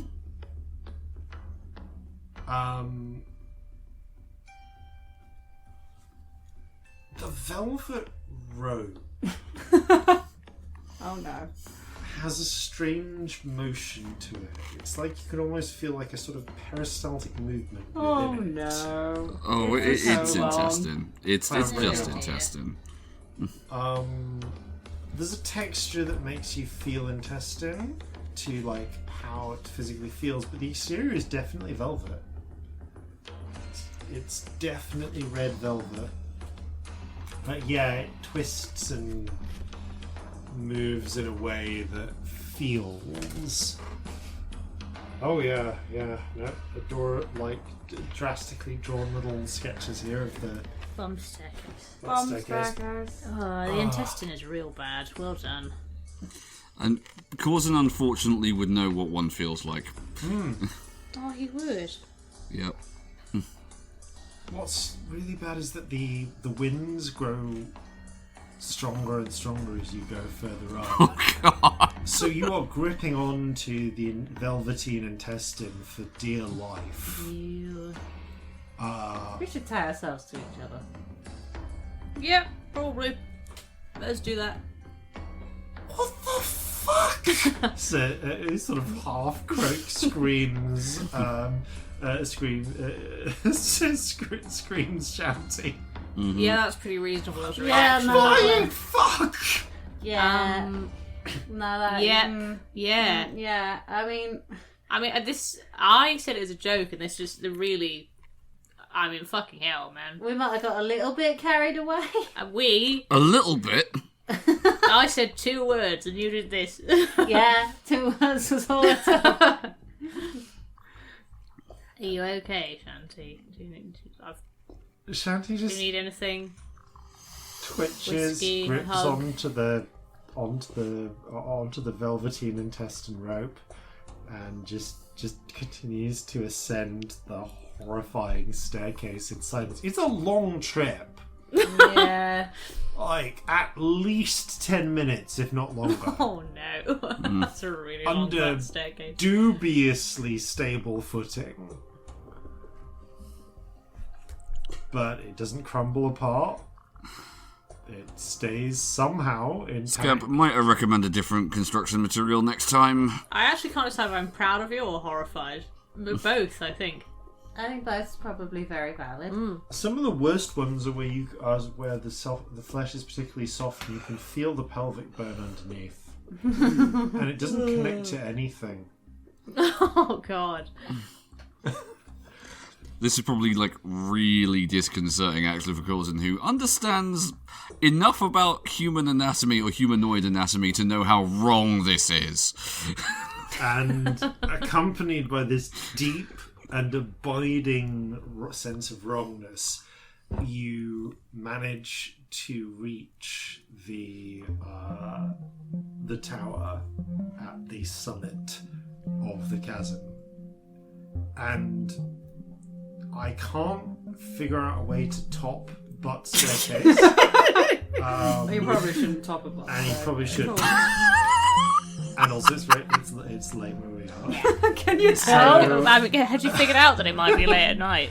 So, somehow that is where we are going to pick up next time here on Flintlocks and Fireballs. Thank you all for playing. That was the most begrudging thank you you've done in a while. Thank you. Sleep well. And farewell from all of us here at Flintlocks and Fireballs. Fair seas. And bums. And natural Bummed. 20s. Natural bums. Yeah.